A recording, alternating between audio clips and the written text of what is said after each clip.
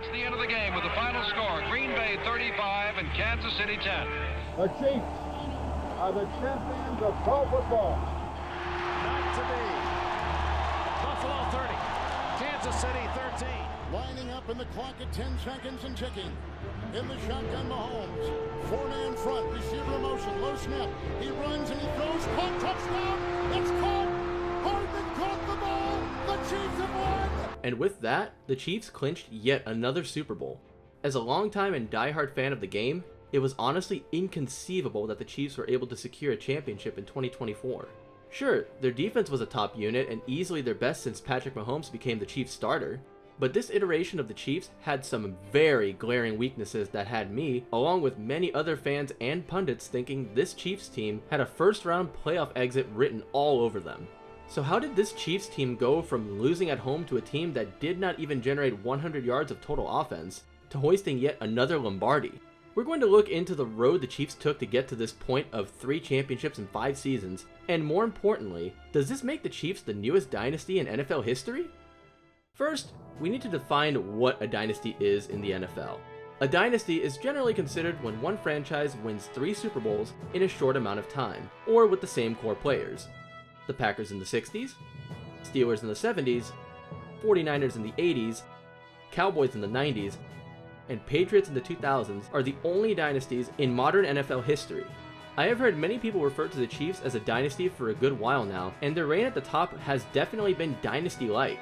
But up until this last Super Bowl victory, they only captured 2 Super Bowls in 4 years and were, by definition, not a dynasty. Even Patrick Mahomes himself was quoted saying that you need to win 3 Super Bowls before you can even talk about being a dynasty. I think in dynasties, I always say you got to win 3. The Kansas City Chiefs' reign over the AFC, and honestly the NFL, began in 2018 when the Chiefs traded 5-year starter Alex Smith to the Washington Redskins. The Chiefs were ready to thrust second-year quarterback Patrick Mahomes into the fray and take a chance by making him the starting quarterback. This wasn't just about Patrick Mahomes though. This Chiefs team had some very notable stars on offense in wide receiver Tyreek Hill, tight end Travis Kelce, as well as left and right tackles Eric Fisher and Mitchell Schwartz. The defense was definitely the lesser of the 2 units, but still had some great talent in Dee Ford, Chris Jones, and an older but still very much capable Justin Houston. We of course have to give an honorable mention to their kicker Harrison Butker, because if the Patriots dynasty taught us anything, it's that a great kicker is basically a requirement if you want to win a Super Bowl, and or in this case, multiple Super Bowls. Mahomes started his career hot and went on to win league MVP. Not bad for a guy who got drafted 8 picks after the legendary Mitchell Trubisky. The Chiefs clinched the #1 seed by finishing the season 12-4 after dominating the majority of their wins and losing 4 games by only a combined total of 14 points. They sported the #1 offense, but also had the 24th overall defense. Oh boy, here we go. Another elite quarterback and offense entering the postseason with a garbage defense. This always ends well. Not only that, but the Chiefs' playoff curse was still looming and was absolutely in the minds of Chiefs fans everywhere. For those of you unaware, heading into the playoffs, the Chiefs had not won a single playoff game at Arrowhead since 1993. Outside of a 2015 playoff win versus a Houston Texans team that was vastly overmatched, the Chiefs were 0-11 in their last 11 playoff games over the last 25 years. This included some of the most absolutely embarrassing losses you can imagine. Mariota to the line of scrimmage, maybe across the line. It deflects back to him for a touchdown for the moment. The Chiefs were the 28-3 meme before the Falcons made it famous. Infamous? You decide. The Chiefs played a very formidable Andrew Luck-led Colts team in what was Mahomes' first playoff game. It took the Chiefs a bit to truly get the ball rolling, Space cuts it back, still in his feet, into the end zone. but once they did, it was obvious the Colts were just not ready for this game, and they got obliterated on a snowy day at Arrowhead. The playoff curse was broken, and it was time to do what seemingly every team in the AFC had to do in order to get to the Super Bowl over the past 2 decades. Beat Tom Brady, Bill Belichick, and the New England Patriots. This was a Patriots team that had handed the Chiefs their first loss of the season in a 43-40 shootout in Foxborough. Now with the game being played in Arrowhead and Tom Brady having only 3 road playoff victories in his career, it seemed like this would be a veritable passing of the torch game, if you will. Well, the Chiefs' offense came out flatter than a half-full can of soda that has been sitting on your desk for 2 months. They only managed 37 yards of total offense in the first half and found themselves down 14-0. It seemed like the evil empire of Brady and Belichick just had the Chiefs' number. Until Mahomes threw on the Superman cape in the second half and refused to be just another stepping stone for Tom Brady. Watkins in motion. Mahomes rolling out. Throws it. Caught for the touchdown. Change the play. Chance coming right after him with that one again. The Chiefs took their first lead of the game halfway through the fourth quarter after a touchdown run by Damian Williams. Chiefs have taken the lead. All the Chiefs defense had to do was not give up a touchdown drive, and the trip to the Super Bowl was all but guaranteed. Hands in the pocket. Oh my God, they did it! Something that comes out of the hands of Ward for a moment. Sweet mother of God, you can't be serious. Offside. Defense, number 55, lined up in the neutral zone. He's right there, and he is. He's over the blue by quite a bit, actually. I thought the Chiefs' playoff curse died the week before. Clearly it was absorbed by D. Ford because that is the only explanation for this type of Pop Warner mistake. The game should be over, for Brady gets yet another lucky break to add to his collection. This one should look really good next to the tuck rule and the Seahawks not running with Marshawn Lynch on the 1-yard line. The Patriots finished the drive with a go-ahead touchdown with 39 seconds left in the game, and yet Mahomes still refused to die, and tied the game with only one timeout in his back pocket. The game went into overtime. Brady and the Patriots won the toss and received the kickoff. All the Chiefs' defense had to do was hold them and get the ball back in the hands of Mahomes. Pocket sealed down the middle. I said, get the ball back in the hands of Mahomes. For the first. Hello? You're just going to give Brady a clean pocket and let him convert 3 3rd and longs so they can march right into the end zone and end the game without having your star quarterback ever touch the ball in overtime. Job well done to the Chiefs defense. As a diehard Packer fan, this was painful as hell to watch. I've witnessed this exact scenario play out for Aaron Rodgers and his worthless defense too many times, and I felt the pain of Chiefs fans everywhere. That being said, the future was bright in Kansas City, and nothing would make anyone believe the Chiefs would not be right back here next season. The ensuing offseason would see a decent amount of changes. The Chiefs roster would not have many changes on offense aside from drafting wide receiver Mecole Hardman. The defensive side of the ball was a different story. They inked safety Tyrann Mathieu to a multi-year deal, bringing a much-needed all-pro veteran presence to the secondary. They traded a 3rd-round pick to the Seattle Seahawks for linebacker Frank Clark, which had to be done since, oh yeah, they cut longtime linebacker Justin Houston. A bit of a lateral move if you ask me. But Frank Clark was cheaper, and business is business. Lastly, defensive end D. Ford was traded to the 49ers for a 2nd-round pick. Hopefully he won't line up in the neutral zone as a Niner. The biggest change came with the coaching staff when the Chiefs fired defensive coordinator Bob Sutton and replaced him with former Giants defensive coordinator Steve Spagnuolo. I personally found this hire to make plenty of sense, but also be quite amusing at the same time. You see, Spags was the Giants defensive coordinator when they defeated Brady's Patriots in the Super Bowl to prevent them from going 19-0 by holding the most prolific offense in NFL history to only 14 points.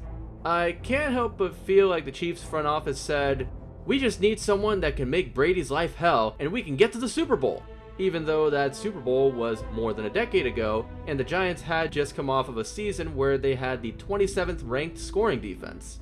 But Spagnuolo had beaten Brady, Mahomes hasn't, and Andy Reid is a paltry 1-5 against Brady and Belichick in his head coaching career at this point, and the team just needs more people in the building that have success versus the evil Patriots empire. The Chiefs had a regular season that you would have expected, going 12-4, winning the AFC West again, as well as earning the number 2 seed and a 1st-round bye. They had a strange patch of games in the middle of the season where Mahomes got hurt against the Broncos and Matt Moore had to step in for 2 games, but it really was business as usual. The Chiefs' offense was great, as expected, finishing as the number 5 scoring offense in the league, while the Chiefs' defense was much improved from the previous season as they went from the 22nd overall defense to the 7th overall defense. It turns out that hiring the defensive coordinator that held Tom Brady to 14 points in the Super Bowl was actually paying off big dividends. This team was ready for Brady and Belichick to come to town. Brady's pass is intercepted and returned. Oh, never mind. The Patriots got trampled by Derrick Henry and the Tennessee Titans in the wildcard round in what ultimately would end up being Brady's last game as a Patriot. Well, that was pretty anticlimactic. Instead, the Chiefs faced the Houston Texans and Deshaun Watson before we all found out he was an R word. And yes, that can be multiple R words, which are all accurate. Remember the curse of Arrowhead? Well, it looked like it was back with a vengeance in the first quarter of this game. Deshaun Watson connected with Kenny Stills for a 54-yard touchdown pass in the early minutes of the game. The Chiefs went 3 and out, and the Texans proceeded to block a punt Colquitt is blocked, and it's picked up by the Texans. and recover it in the end zone for a touchdown to make it 14-0. After another Chiefs punt, the Texans drove but ultimately had to punt, and, well... Ball is fumbled by Hill. Yeah, you know it's bad when even an all-pro like Tyreek Hill is making mistakes like this. No one is immune to the curse. 2 plays later, the Texans find the end zone and it's 21-0. Now, at this point, the Chiefs look out of sorts. They can't do anything right. They look dead. The Texans did add a field goal to make it 24-0, but by Texans coach Bill O'Brien opting for that 31-yard field goal instead of going for it on 4th and 1, he showed Patrick Mahomes and Andy Reid that he wasn't a true Giga Chad. That is truly unacceptable when you are facing such a high-flying offense that can bury you in the blink of an eye. The Chiefs players smelled blood in the water, and a 58-yard kickoff return by Mecole Hardman began a snowball effect unlike any other. In what can only be described as one of the greatest examples of Deus Ex Machina I have personally ever witnessed. Stopped. Going to take it at the goal line. Ball's out, and it's picked up in the air. And now you can call plays based on what he's doing. Tossing it back to Watson. The Chiefs roared back and scored not 1, not 2, not even 3, but 4 unanswered touchdowns in roughly 10 in-game minutes to lead at the half 28-24. And to start the second half, they came out and scored a touchdown on their first 3 drives, while only allowing 7 points to the Texans to win 51-31. This is the type of response to adversity that you look for in a championship caliber team and a team of destiny. Most teams going down 21-0 would have been completely demoralized. They would not be able to stop the bleeding, and even though they may mount a comeback, digging out of a 3-touchdown hole is extremely difficult to overcome to win even against mediocre teams, let alone a playoff team.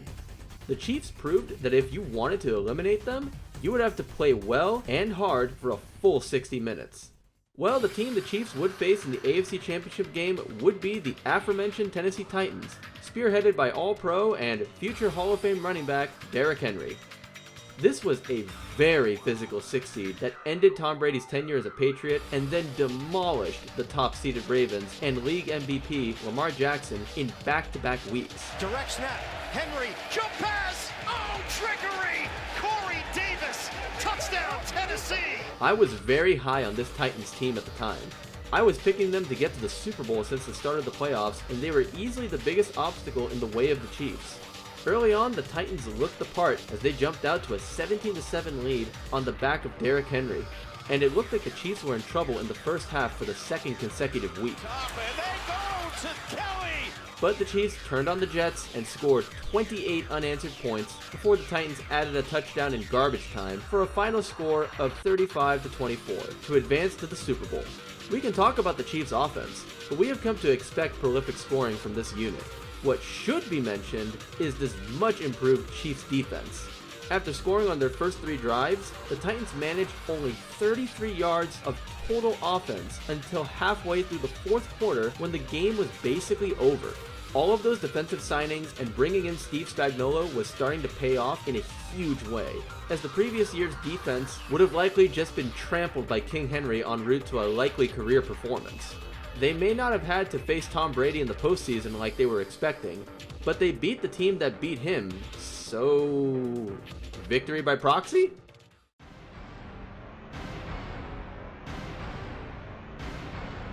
And just like that, the Chiefs made it to the Super Bowl. The last time this happened was just 1 year after man walked on the moon. The Chiefs were up against a well-rounded and formidable top-seeded San Francisco 49ers, a team that finished the season with the number 2 scoring offense and the number 8 scoring defense, led by All-Pro tight end George Kittle, future All-Pro wide receiver Deebo Samuel, future All-Pro linebacker Fred Warner, Pro Bowl edge rusher Nick Bosa, and quarterback Jimmy Garoppolo. Okay, so their quarterback is not all-world by any means, but that shouldn't handicap the Niners, right?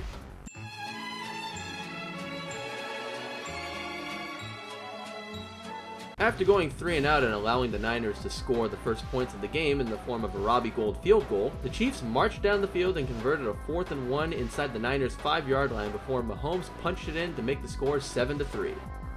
Then the totally not a liability, Jimmy Garoppolo, threw a pass up for grabs and landed right in the hands of Bashaud Breeland.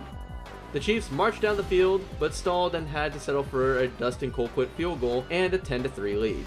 The Niners marched down the field in roughly 3 minutes with relative ease and tied the game at 10-all. And that was where the game stood at halftime.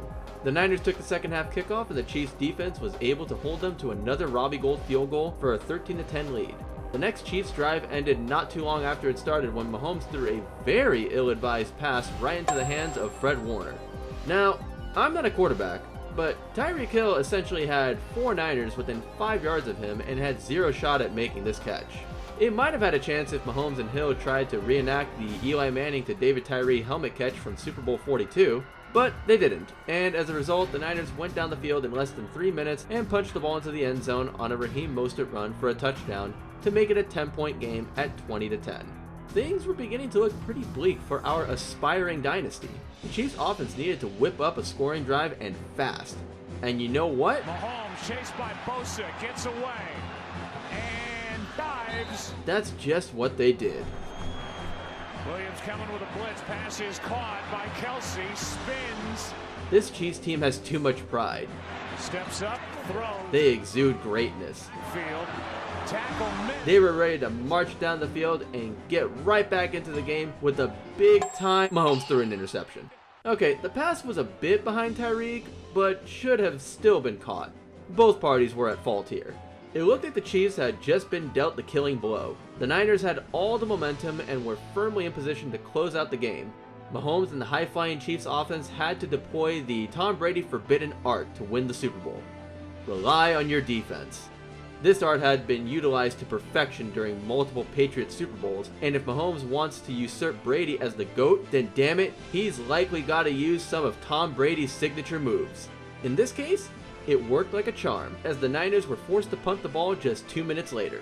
Mahomes and the Chiefs were running out of time, but if the Texans game was any indication, you can only give this offense so many opportunities before they burn you. Launches down the middle, Hill, open, caught. A 44-yard catch that was the longest play of the game by either team.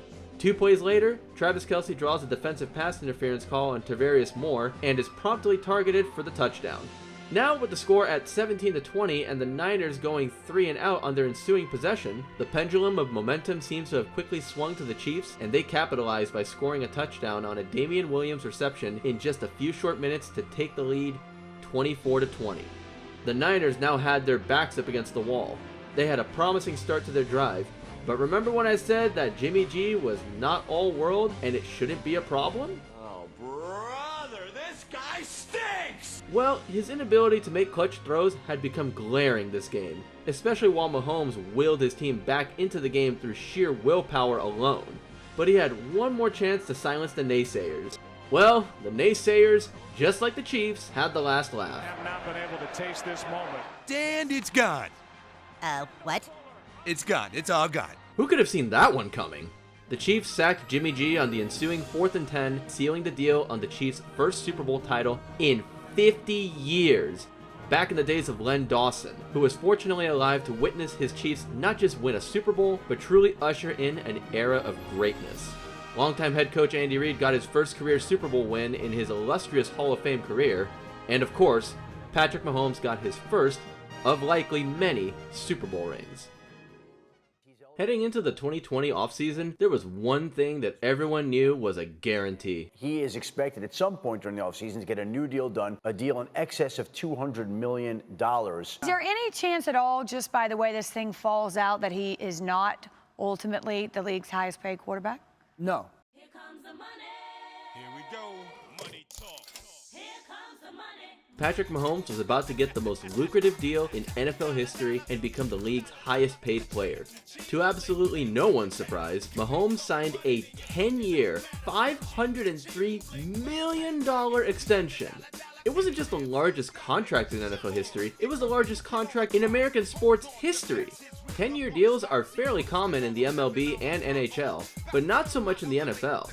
Since the turn of the millennia, only Michael Vick, Drew Bledsoe, Brett Favre, and Dante Culpepper signed contracts of 10 or more years, though none of those guys got $500 million. Outside of Mahomes becoming rich as fuck, there wasn't much in terms of notable offseason player acquisitions or losses outside of the longest tenured player in franchise history, punter Dustin Colquitt, being released.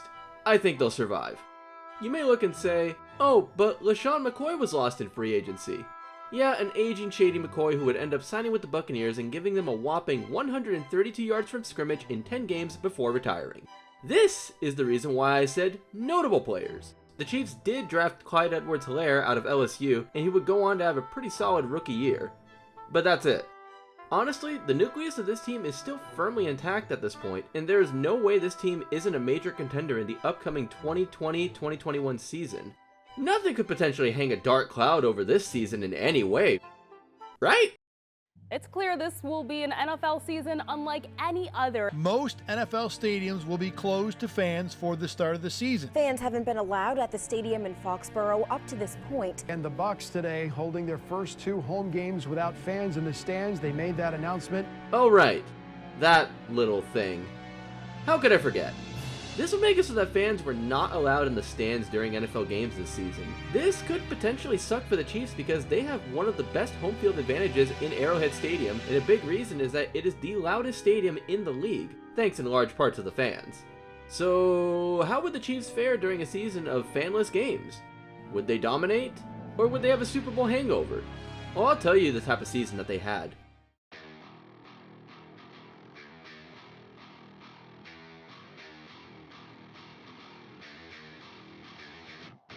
They crushed their enemies. The Chiefs watched them be driven before them and heard the lamentations of their subreddits. The 2020-2021 Chiefs sported the number 6 offense in the league and the number 10 scoring defense. Not much changed from the previous season, aside from having even more continuity and chemistry on both sides of the ball.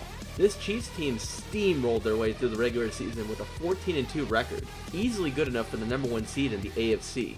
The only truly bad thing to happen to them in the regular season was their former All-Pro right tackle Mitchell Schwartz injuring his back during a Week 6 practice. He tried his best to play through the injury, but it was a no-go, and he would eventually be placed on injured reserve. Outside of that, just about every single All-Pro and or Pro Bowl player from last year would follow suit with the same accolades as the previous season. It was beginning to look like this would be the first back-to-back Super Bowl champion since, well, the Patriots, of course, back in 2004. It should have been since the Seahawks, but... well, you know. Yeah, I'm not opening that can of worms today. The regular season this year was truly just the Chiefs mainly going through the motions, outside of Derek Carr winning a game in Arrowhead. Shocking, I know. All it took was having no fans in the stands. Anyways, let's jump to the games that actually mean something for this team. The playoffs. Playoffs? Don't talk about it. Playoffs? The Chiefs' first playoff opponent would be the... wait, that can't be right. The Cleveland Browns won a playoff game? For the first time since 1994? Yes, the Browns, led by quarterback Baker Mayfield and All-Pro edge rusher Myles Garrett, didn't just beat the Steelers in the wildcard round. And they start with a horrible snap all the way back to the 2-yard line, and the Browns bouncing into the end zone where they wind up with a touchdown. They absolutely embarrassed their longtime hated divisional rivals in their own building by a final score of 48-37. But don't be fooled. The game was 35-10 at halftime. Make no mistake, this Browns team was not here by accident, and they were prepared to prove it. Well, at least I thought they were ready. The Chiefs came out and scored on each of their first 4 first-half possessions while only holding the Browns to 3 points in the first half. This should have been called helmet to helmet, but sometimes you just lose the blatant penalty lottery, especially if you aren't a big market franchise. Sorry, Cleveland. A 10-point swing to close out the first half, followed by a Baker Mayfield interception on the Browns' first drive of the second half? Yeah, this game looked like it was a wrap. Okay, Butker missed a gimme field goal. No big deal. The Browns are still down 16 and have to go on a long drive to score a touchdown. Oh look, they did it. It's okay, Mahomes has the Chiefs' offense humming since the first drive of the game. Okay, seriously? What in the actual fuck? Yes, Patrick Mahomes basically went limp for a moment and did not return to the game after suffering a concussion. Good lord, I know I keep bringing up the Arrowhead playoff curse, but has anyone noticed how all of these playoff games at Arrowhead just never seem to go smoothly? Some random off-the-wall bullshit always seems to happen to the Chiefs at Arrowhead in January. It was now up to backup quarterback Chad Henne to close out the last quarter and a half to send the Chiefs to the AFC title game. He does manage to get them into field goal range on the same drive that Mahomes left the game. However, Baker Mayfield engineers an 18-play touchdown drive to cut the Chiefs' lead to 5. The ensuing Chiefs drive featured Chad Henne making 2 very nice chunk completions. Then Henne showed the world why he is a backup quarterback. I mean, that would have been a sick play if Carl Joseph was wearing a Chiefs jersey, but he wasn't. Come on, we weren't really about to witness Baker Mayfield and the Browns playing a conference championship game this century before the Dallas Cowboys do, are we? Nope. The Browns punted and never saw the ball again because Andy Reid called plays for his backup QB as if he wasn't the backup QB. It paid off, Chiefs win, the Browns are still the Browns, and I no longer see the Riders of the Apocalypse on the horizon as order has been restored to the universe. The only thing standing between the Chiefs and a return trip to the Super Bowl was the Buffalo Bills. Led by Josh Allen, Stephon Diggs, and Gabe Davis, the league's number 2 overall offense just came off a divisional round game versus the Ravens that was, indeed, offensive. Well, off the upright. Sets up fires. Very poor kick. Just not in the way you think. And that kick is no good. Drew Mirror in there as well. Look out on a bad snap. Jackson scoops it up, still able to make the play. And that kick wobbling, it hits the upright again. And under pressure, they get to him, the ball is out, the ball is loose. Stays in the block. Jackson fires, and that will be intercepted in the end zone. Needless to say, the Bills were grateful to have won a game in which they were outgained by 120 yards, lost the time of possession battle, and had their defense completely bail them out. A 14-point swing in a 14-point game. This Bills team just looked like they were walking into the Lions' den. And that is more or less what happened. This Bills team was just a year ahead of schedule and lacked the playoff experience that this Chiefs team had in spades. Aside from falling behind 9-0 in the first quarter, the Chiefs simply overwhelmed the Bills team that was not ready for the moment. However, this particular story between these two teams would not end here. Oh, not by a long shot. This rivalry was just getting started. That being said, with a 38-24 victory that was really never even that close, the Chiefs earned their second consecutive Super Bowl berth. It was time for the Chiefs to face the Tampa Bay Buccaneers, and a man they have been preparing for since the previous offseason. Thomas, Edward, Patrick, Brady. Junior. In what very likely could be the last time Mahomes and Brady face off, Mahomes would love nothing more than to send Brady into retirement by denying him his 7th ring. It would be quite the feather in his cap. There was just one tiny thing. Remember how I mentioned Chiefs starting right tackle Mitchell Schwartz was placed on injured reserve? Well, their starting left tackle Eric Fisher went down in the AFC title game and was diagnosed with a torn Achilles. This meant that Patrick Mahomes would be facing off against a ferocious pass rush featuring Vita Vea, Ndamukong Suh, Devin White, Shaquille Barrett, Jason Pierre-Paul, not to mention the Bucs and their 6th overall defense was led by defensive coordinator Todd Bowles, who has more of a hard-on for blitzing than the Jets do for losing football games. Sorry, Jets fans. Mahomes would have to go win this game with a backup left tackle and a right guard moving over to play right tackle. This was a major storyline heading into the game. Plenty of people probably believed, and rightfully so, that it would not matter. Mahomes and the offense were just too talented. Andy Reid was too good of a coach, and these two entities would combine to produce another Super Bowl title. We as fans have fortunately been blessed in the last 15 years or so with mostly great Super Bowls. But unless you enjoyed watching Patrick Mahomes run for his life in the backfield for basically the entire game, this was a lopsided affair. Even when Mahomes did complete passes, it was mostly underneath routes and checkdowns. Tom Brady and the Bucs offense looked like an actual NFL offense. Meanwhile, the Chiefs had to deal with anywhere from 3 to 5 Bucs defenders in the backfield on most of Mahomes' dropbacks and never really had time to let plays develop down the field. The Chiefs would go on to lose, yet again, at the hands of Tom Brady in very decisive fashion by a final score of 31-9.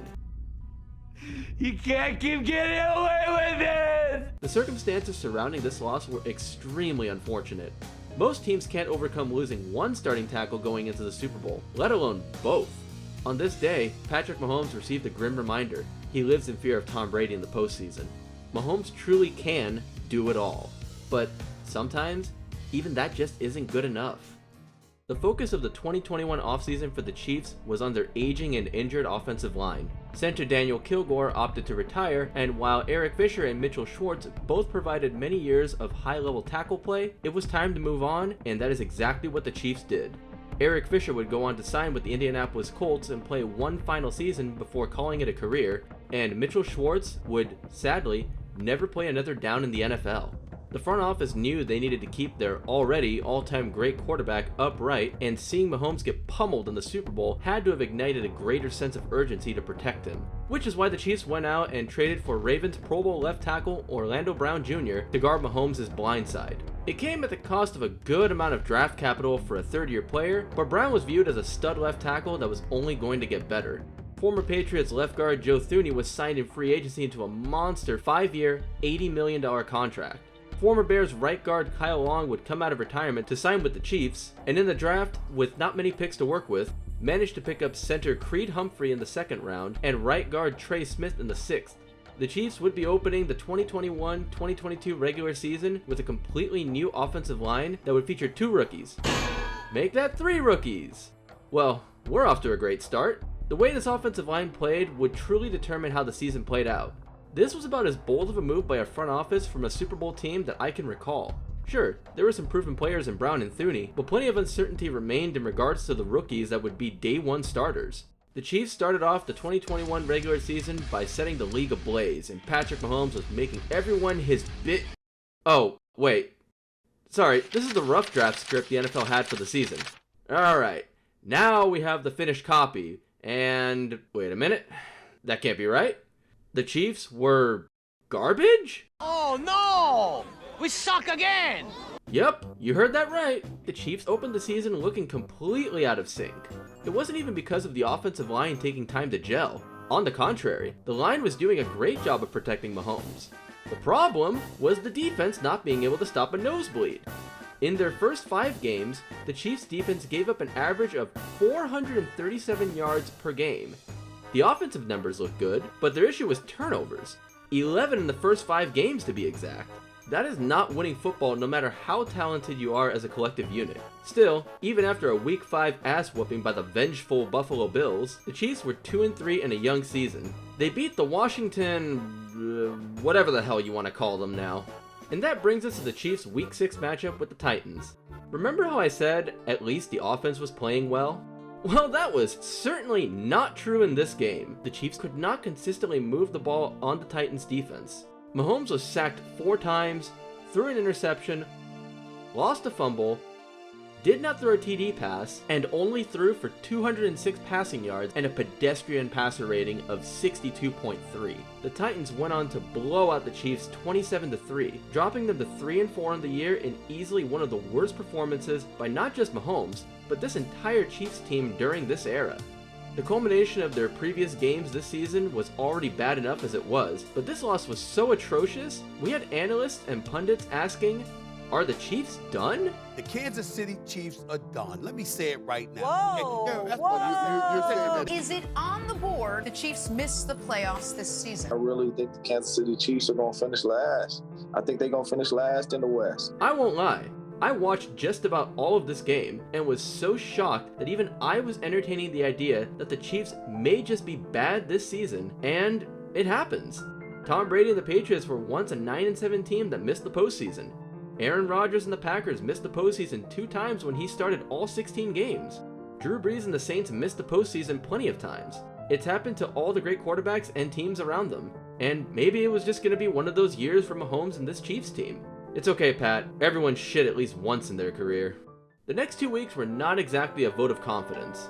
Sure, the Chiefs won, but they needed a late game field goal to put away a bad Giants team at Arrowhead and were the beneficiaries of the Aaron Rodgers immunized discount double check and got to play against, at the time, rookie quarterback Jordan Love, who was simply too raw and unpolished to play in this game, in which the Chiefs barely managed to win 13-7.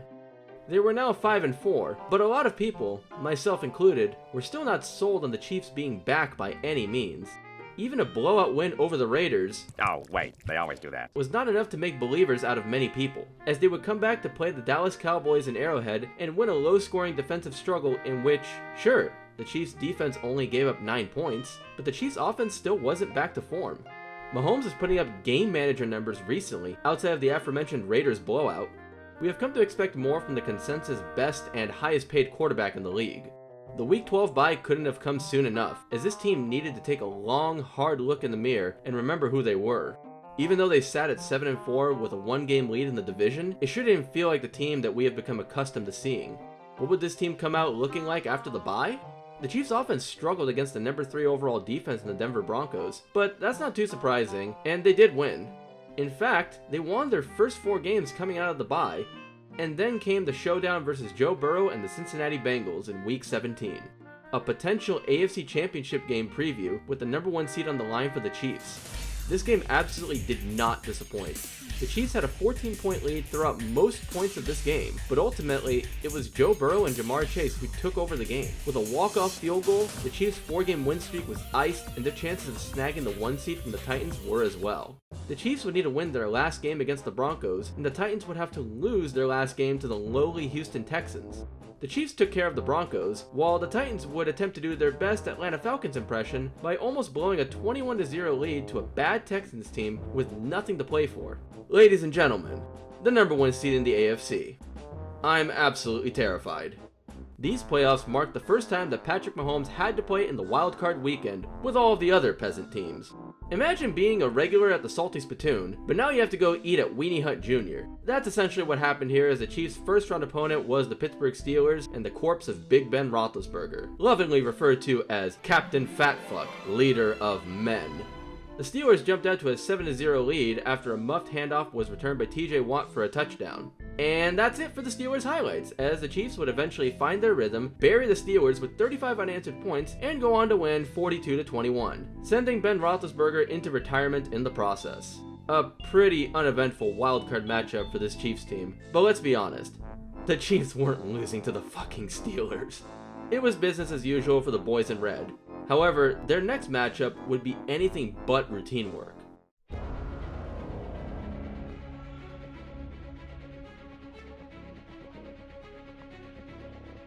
The Buffalo Bills would find themselves back in Arrowhead, the same place in which their season ended the year prior, after demolishing the New England Patriots in the wildcard round and getting more revenge for the Mac Jones 3 pass attempts game in which the Bills hilariously lost.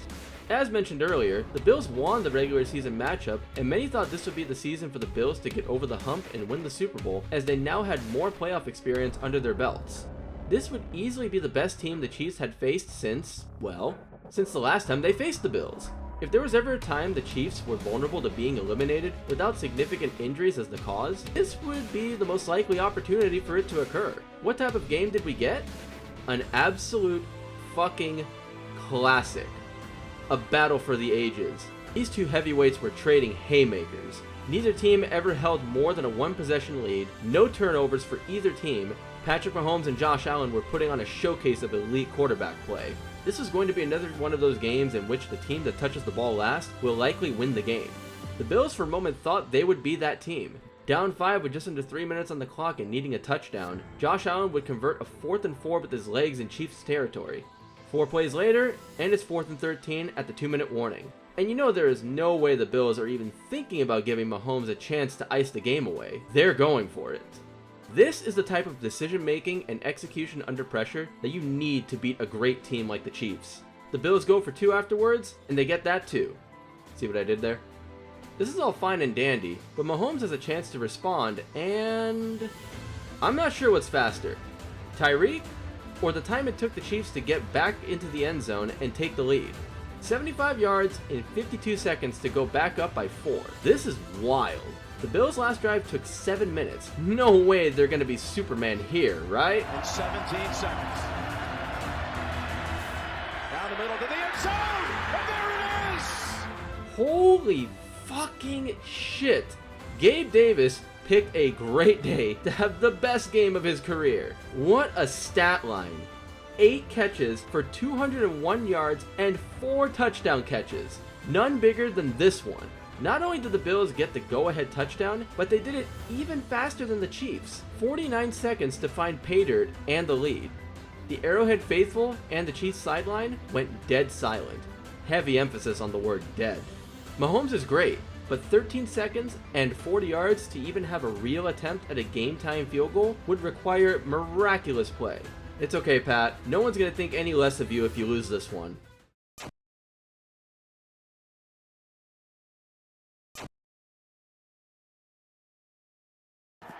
Throw it right away, right now, someone in the middle. On the middle, oh my goodness! It's going to be a 48-yard attempt! This man is absolutely otherworldly. A real-life anime protagonist. He will not die if he has even the slightest chance to stay alive. Shout out to Andy Reid for hanging on to all of his timeouts so that this moment could be possible. Some coaches, Mike McCarthy, would burn 2 timeouts in the first 7 minutes of the third quarter. Not the NFL's Kool-Aid man, though. Harrison Butker comes in to tie the game, and we're heading into overtime. The Bills call tails on the coin toss. Why? Because they are foolish. It's called Arrowhead Stadium, not Arrowtail Stadium. That just sounds stupid. The Chiefs would win the toss and methodically march their way down the field and deliver the killing blow on the Buffalo Bills with a TD pass to Travis Kelce. He caught it! Ball game! Chiefs to the championship game! Josh Allen would never get a chance to touch the ball in overtime in this legendary game, and this caused the NFL to change the overtime rules in the playoffs to ensure that both teams will have a chance to possess the ball in overtime even if the team that receives the kickoff scores a touchdown. Let's be honest though, if that rule existed for this game, then the game may have never ended with how hot Mahomes and Allen were. It's still very impressive. Yet another absolutely unbelievable and highly improbable win by Mahomes and this Chiefs squad. It was beginning to feel like they were simply destined to win it all again after this performance. There was just one more great young quarterback who was seeking his true coming-of-age moment and was standing in the way of the Chiefs' 3rd consecutive Super Bowl berth, Joe Burrow. The Macaulay Culkin doppelganger and #1 overall pick from last year's draft was supposed to come in and save the Bengals from mediocrity. The year after, the Bengals went ahead and also drafted Burrow's #1 receiver from LSU, Jamar Chase, to make the transition to the NFL even easier. For both guys, honestly. And because he too was also a fucking beast in college. After an ACL tear cut Burrow's rookie season short, he came back and won Comeback Player of the Year this season with a great year, leading the Bengals to an AFC North title and delivering the first Bengals playoff win since the first Bush administration in 1990. He wasn't done though. The next week, he leads the Bengals into Nashville and knocks off the top-seeded Titans. Now, I know I said this Titans team was a bit of an imposter 1 seed, and they definitely showed it. It's still very impressive for a second-year starting quarterback to go on the road and knock off a top seed. It wasn't an offensive clinic, but Burrow made the plays he needed to make to win and got his team into position to, I can't believe I'm saying this, send the Bengals to the Super Bowl. The Chiefs were 7-point favorites to win this game, and it makes sense as they've made the last 2 Super Bowls and had tons of playoff experience versus a Bengals team that had little to no playoff experience on their roster prior to this run. Honestly, nobody even expected them to be here before the season started. Right out the gate, this game was going how many expected. The Chiefs came out strong and scored a touchdown on their first 3 drives to start the game, while the Bengals could only muster 1 field goal in their first 3 drives while looking overmatched. The Bengals did beat this Chiefs team this season, as I detailed earlier, and if they proved anything in that game, it's that this team was not going to just roll over and die. On the ensuing drive, Burrow finds Samaje Perine on a screen pass and he takes it 41 yards to the house to make the score 21-10 with about a minute to go in the first half. That is more than enough time for the Chiefs, with 2 timeouts, to go down and get at least a field goal. You know Mahomes and company are thinking touchdown though, and they march down the field. With the help of this pass interference call, sure, I guess. The Chiefs are now set up at the Bengals' 1-yard line, and after an incomplete pass on first down and 5 seconds to go in the half, you think the Chiefs should just take the field goal, right? Well, I mean they could if they were bitch made. The Chiefs were receiving the second half kickoff and were going to try and bury the Bengals, and it all started here. Here it is. Is it there? Hill. He's got to beat a defender, and the Bengals make the stop to close out the half. Okay, what in the actual fuck was that play call? Yes, it's Tyreek, but you throw a late swing pass in which Tyreek has to slow down to make the catch and don't think an NFL DB is going to make that play? This ball needed to be thrown in the dirt the moment Pat's initial read wasn't there. Greed got the best of him, and the score would remain 21-10 going into the half. The Chiefs do nothing with their first possession of the second half. Yes, that's right, nothing. Not a problem, the Bengals didn't either. Next Chiefs possession? Okay, another punt fairly deep in their own territory. The Bengals get a field goal to make the score 21-13. Not to worry, the Chiefs offense will wake up in just a moment. Where was Mahomes even going with that pass? Alright, I can't put on this charade anymore. The Chiefs offense is playing like hot garbage. Mahomes in particular is playing the worst half of football of his entire career. It's bad. This sort of offensive ineptitude is unacceptable, especially when the best QB in the game is at the controls of the offense. The Bengals defense isn't horrific, but they were only the number 17 overall defense in the league, about as middling as you can get, and Mahomes was channeling his inner Jamarcus Russell. Okay, maybe that's a bit too harsh. Johnny Manziel? Point is, Mahomes fucking sucked. He was off target, he was making bad reads and bad decisions. The Bengals found the end zone after the interception and converted on the 2-point conversion to tie the game at 21, with just 1 quarter left in regulation. Mahomes and the offense had to figure something out, and they did. They figured out that they fucking sucked! Going 3-and-out on their next 2 drives, one of which came after an interception of Joe Burrow. Not even that was enough to inspire this offense, though. The Bengals went down and took their first lead of the game with an Evan McPherson field goal. With the last gasp, the Chiefs put together their first real drive of the second half, making it all the way down to the Bengals' 5-yard line. But they ultimately settled for a game-tying field goal to send the game into overtime. Chiefs win the toss, receive the kickoff, and Montana beat him with a touchdown pass to Taylor. And now they go deep down the field, and it is intercepted on the rebound by Bell. Okay, look Pat, I know you're incredible, but double coverage is still double coverage. The Bengals went into Chiefs territory and kicked a 31-yard game-winning field goal to advance to Super Bowl 56 and send Mahomes and the Chiefs into the offseason. This was absolutely eye-opening. It wasn't an absolute guarantee the Chiefs would win, but they had absolute control of this game at one point and completely squandered it. I honestly point the fingers solely at Mahomes and the offense. You can't go out with a trip to the Super Bowl on the line and lay an egg like that in the second half of the game. 65 total passing yards in the second half and overtime? That is pathetic for any quarterback in the league, even those in college. 2 bad, ill-advised interceptions that led to Bengals points, and the pass at the end of the first half to take 3 points off the board. I can't believe I'm saying this, but Mahomes choked in this game. You can give credit to the Bengals defense, but again, as the best and highest paid quarterback in the league, you can't just disappear with a trip to the Super Bowl on the line. This loss is going to sting for a while, and it would be a long offseason, especially for number 15. After failing to reach the Super Bowl, the Chiefs were met with an offseason of loss. Tyrann Mathieu was not re-signed and would go on to sign with the New Orleans Saints and play with his hometown team. Byron Pringle would also leave in free agency to sign with the Chicago Bears. Why any receiver would condemn themselves to such a fate is beyond me. Trevarius Ward would leave to sign with another red team in the San Francisco 49ers. However, the big free agent move of this offseason was Tyreek Hill being traded to the Miami Dolphins for a boatload of draft picks. Mahomes would now be without his number 1 receiver, the most dangerous receiver in the league, and would be expected to carry this team even more than before. Oh, but don't worry, the front office has your back, Pat. They got you a broken down Juju Smith-Schuster to come in and help the receiving corps. But wait, there's more! They also got you a limited route runner with elite speed and stone hands in Marquez Valdez-Scantling. This guy is getting a $10 million salary to beat defenders deep by 2+ yards and drop 50% of those balls. Dropped it! Have fun with your new toys, Pat! The Chiefs draft would be a bit better. They would draft solid starters in corner Trent McDuffie and edge rusher George Karlaftis, as well as receiver Sky Moore, who they hope will develop into a quality starter. The most notable pick would end up being Isaiah Pacheco out of Rutgers in the 6th round. The running game was never anything special, and Clyde Edwards-Helaire was not living up to his first-round pedigree. So the Chiefs did what most teams do nowadays to avoid giving a running back a second contract. Replace him with a much cheaper third-day draft pick. The only other notable addition in the offseason would be Matt Nagy coming in to be the new quarterbacks coach after getting axed from his head coaching gig in the dumpster fire known as the Chicago Bears. Sadly, I don't foresee any double doinks with this Chiefs team, so we probably won't see this glorious face again. Sad day. Well, the stage was now set. The Chiefs front office was hoping this offseason would overall be addition by subtraction, as the roster was undeniably worse than it was the previous season. They were really banking on Mahomes making up for the holes in the roster. Would he? I mean, come on.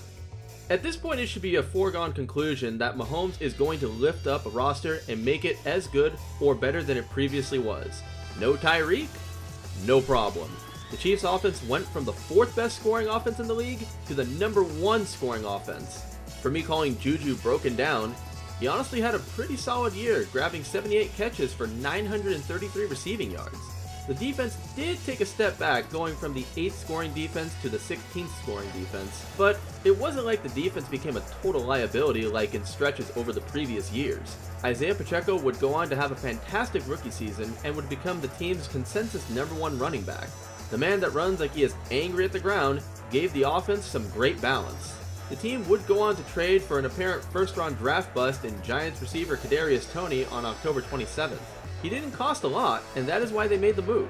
The Giants just wanted to get rid of him and get something in return. This man would have quite the influence on the Chiefs' success. That means it could be good or bad. Stay tuned! Regardless, the Chiefs were very dominant in the 2022 regular season. Their only 3 losses were by 3, 4, and 3 points. One of them being to the Bills. Yep, the Bills apparently just owned the Chiefs in the regular season. One of the other losses was to the Bengals in an AFC Championship game rematch. That had to be upsetting to all the players that had this game circled on their calendars since the schedule was released. It was a very close and very competitive game, but boy, it sucks being eliminated by a team in the playoffs and then losing to them again the following season. All of this being said, the Chiefs still finished 14-3 and clinched the number 1 seed in the AFC and were looking like a much stronger team than the previous season. Would their postseason go better than the previous year? Well, their first opponents would be the Jacksonville Jaguars. 1 year removed from banishing Urban Meyer to the Shadow Realm, this was a much improved team that just came off a historic comeback from down 0-27 to beat the LA Chargers. It was the Chargers though, so it could honestly be a choke job, or just business as usual for the Chargers and their fans. But I digress. Jaguars quarterback Trevor Lawrence showed incredible resilience versus the Chargers by making fans forget his awful first half performance by torching the Bolts defense for 4 touchdown passes. This Jags team had some talent in running back Travis Etienne, Pro Bowl tight end Evan Ingram, and Pro Bowl linebacker Josh Allen. No, not that Josh Allen. Yeah, that's the right one. Fun fact though, less than 20 pounds separates these 2 Josh Allens. Josh Allen is a big boy. Which one am I talking about? The answer? Yes. The Chiefs were 9-point favorites heading into this game, and they came out looking the part. Mahomes was taken down awkwardly on a play late in the first quarter and seemed to have a knee injury, but no big deal. He shook it off and came back in after a timeout to finish leading the drive to set up a Butker field goal. Everything is fine, guys. Pat came back in and got points on the drive, so why is Chad Henne in at quarterback for their next offensive series? Well, the Chiefs medical staff wanted to take a closer look at the knee of Mahomes, so they took him back to the locker room for x-rays, a decision that Pat was clearly pissed about. These moments keep appearing in these Arrowhead playoff games, and it really makes me believe the Chiefs' playoff curse never truly died. Return the slab, or suffer my curse. It was simply subdued. Well, regardless, the Chad Henne saga was about to get another chapter, for better or for worse. To his credit though, Chad was marching this offense down the field. He wasn't doing anything crazy, but a 39-yard run by Pacheco definitely helped the cause. Pacheco bouncing to the outside. Pacheco in a foot race to the sideline. Pacheco out of bounds. A few plays later, and Chad finds Kelsey in the end zone for the touchdown. He may just be a backup, but not every team has the luxury of being able to rely on a backup quarterback to come in and lead a touchdown drive, let alone during a playoff game. With the Chiefs leading 17-7 at the half, the Arrowhead faithful were hoping to see Mahomes enter the huddle to start the second half. That is exactly what they got. He really did not look like his usual self though. The knee injury was definitely a factor in his play, but I mean, you go out there and tell him to sit on the bench during a playoff game. Still, he barely broke 100 passing yards in the second half, which isn't exactly great. The Jaguars did score a touchdown to make the score 17-20, but that was when Mahomes knew it was time to show up, and he did by leading a touchdown drive in under 4 minutes, capped off by a touchdown throw to MVS to go back up by 2 scores. Alright, at 27-17 with about 7 minutes to go, this is where the Chiefs begin to ice this game away. Look at him get through. Pass Butker, but he got him at the 45. Holy crap, Harrison Butker averting a potential disaster. Who says kickers aren't actual football players? They weren't out of the woods just yet though. The Jags were driving to make this a one-score game. They had a chance to shock the world and were trying their best to do so. Gets it out. Agnew, 5, lost the football. Free in the pile. 4 Chiefs are there. Well, Agnew gave the Jags the ignition to potentially win this game, and he just extinguished the same fire that he started. The Chiefs did go 3 and out, but Trevor Lawrence decided to cosplay as a pastry chef and made a fresh turnover for the Chiefs. That all but sealed the win for the Chiefs by a final score of 27-20. A much closer game than most people expected, but they got the job done, and Mahomes would now have time to rest his knee before next week, when it would be time for him to take on a quarterback that had defeated him in every meeting up to this point. There he is again, fresh off a complete and utter ass whooping of the Bills in the divisional round. Joe fucking Burrow. A man that has been carving out his own legacy by taking a pathetic Bengals franchise that had not won a single playoff game between 1990 and 2020 and turned them into a Super Bowl contender. Even though they lost in the Super Bowl last season, it was quite an incredible feat for Burrow and this Bengals team to win 3 straight playoff games after that aforementioned 3-decade playoff win drought. Burrow was not satisfied with second place and has his team back in the AFC title game yet again. He was looking to officially declare himself as the kryptonite to Patrick Mahomes and this Chiefs team. Lots of great quarterbacks have teams they beat seemingly every time. Sometimes, it doesn't even matter if the other team has a quarterback as elite as them. When someone has your number, it just is what it is. There was a lot of talking going on from the Bengals about how Arrowhead Stadium should be renamed to Burrowhead Stadium, and lots of fans and pundits were even entertaining the idea that should Joe Burrow lead the Bengals to a win in Kansas City, a second consecutive Super Bowl berth, and a 4-0 record versus Patrick Mahomes, that Joe Cool should be considered the best quarterback in the league. Woo boy, there was a lot of legacy points at stake in this game for both QBs. The Chiefs definitely looked like the more well-prepared team early in this game. Burrow was under duress by this Chiefs pass rush and was even sacked on 3 consecutive dropbacks. One of the big reasons why Burrow and the Bengals didn't win the Super Bowl last season, their offensive line was and still is true to their name: offensive. What the hell is a Pro Bowl offensive lineman anyways? Burrow has no idea, because he's never had one. This Chiefs coaching staff clearly knew this weakness and were exploiting it early and often. The pressure was getting to Burrow, not just physically, but mentally. Yeah, you don't see great QBs throw bad picks like this often, but this is the effect of heavy pressure. That being said, the Chiefs did go 3 and out on the ensuing possession, and the Bengals were able to go down the field and add a field goal to cut into the Chiefs' lead. A bit surprising considering how much cleaner the Chiefs had been playing. And yet they only led by 7 at the half. Well, being 1 for 5 on 3rd down in the half will do that to you. The Bengals offense found its stride early in the 3rd quarter on a fairly quick drive that ended in a great touchdown reception by T. Higgins.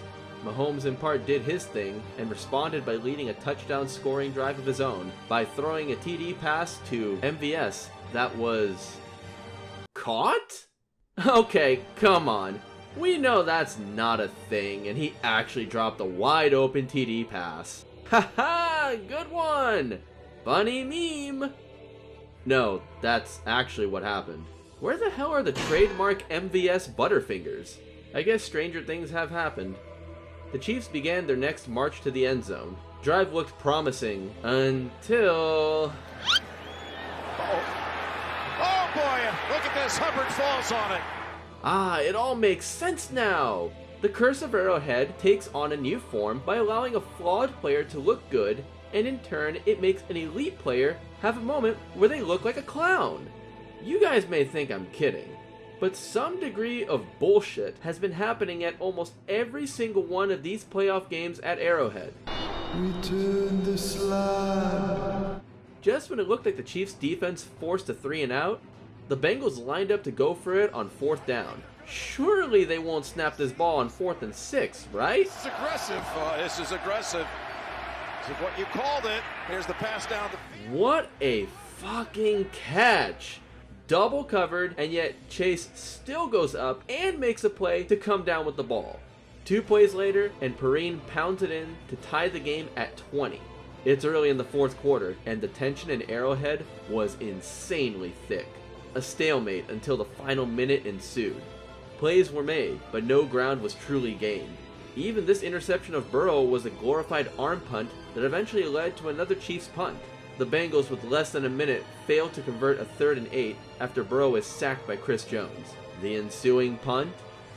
Backpedals at the 20, he's going to take off. Takes off, and this is why he's out there. That's Sky Moore near the 50. An absolutely massive play. Being near midfield versus their own 20 makes life so much easier for Mahomes and company. This game was coming right down to the wire. I can't wait to see how this ends. Here's Mahomes rolling out on 3rd and 4. He's going to go for the... Yes, he's got the marker, and he's got the out of bounds to stop it. And Osai was hurt as he hit the bench, and a flag's coming in. Oh, for fuck's sake. You can't actually be serious right now. Ref ball? Really? Osai got a hand on Mahomes, but just barely. And there is no way he was able to get that much force to knock him on his ass. It honestly looked more like Mahomes tripped over his own feet than anything else. Butker comes out after the 15-yard penalty to hit the 45-yard field goal and send the Chiefs back to the Super Bowl. Okay, I know this is about the Chiefs' pursuit of greatness, but damn it, I hate to see a great game end like this. Sure, for all we know, the Chiefs could still have won in overtime. Their offense was moving the ball more consistently in the 4th quarter, and Mahomes was playing better than Burrow. Crappy ending aside, there was no more talk about Burrowhead. Whoa! Burrowhead my ass! Or Joe Burrow perhaps being the best quarterback in the league. The best was, and still is, number 15.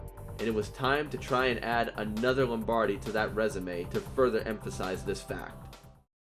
A few days before the Super Bowl, Mahomes was already adding yet another trophy to his ever-growing list of accomplishments. He won his 2nd league MVP award, garnering 48 of the 50 possible votes. He was almost a unanimous MVP. No one was surprised that he won. When you throw for over 5,000 yards and 41 touchdowns to just 12 interceptions and lead your team to the #1 seed without a true #1 receiver, you are undoubtedly the MVP of your team and the league. This is all fine and dandy. It's awesome that he won, but there has been a darker side to winning league MVP since the turn of the millennia. You see, the last league MVP that went on to win the Super Bowl in the same season was Kurt Warner with the St. Louis Rams back during the 1999-2000 season when Warner manned the ship known as the greatest show on turf.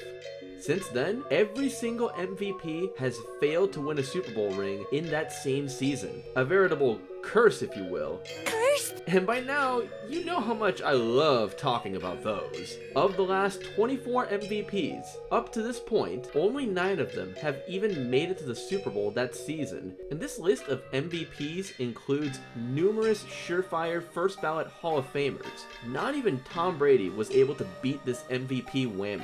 Patrick has overcome the curse of Arrowhead. If anyone can break the streak, then it's gonna be him. He's going to have to go through a very tough Philadelphia Eagles team to do it though.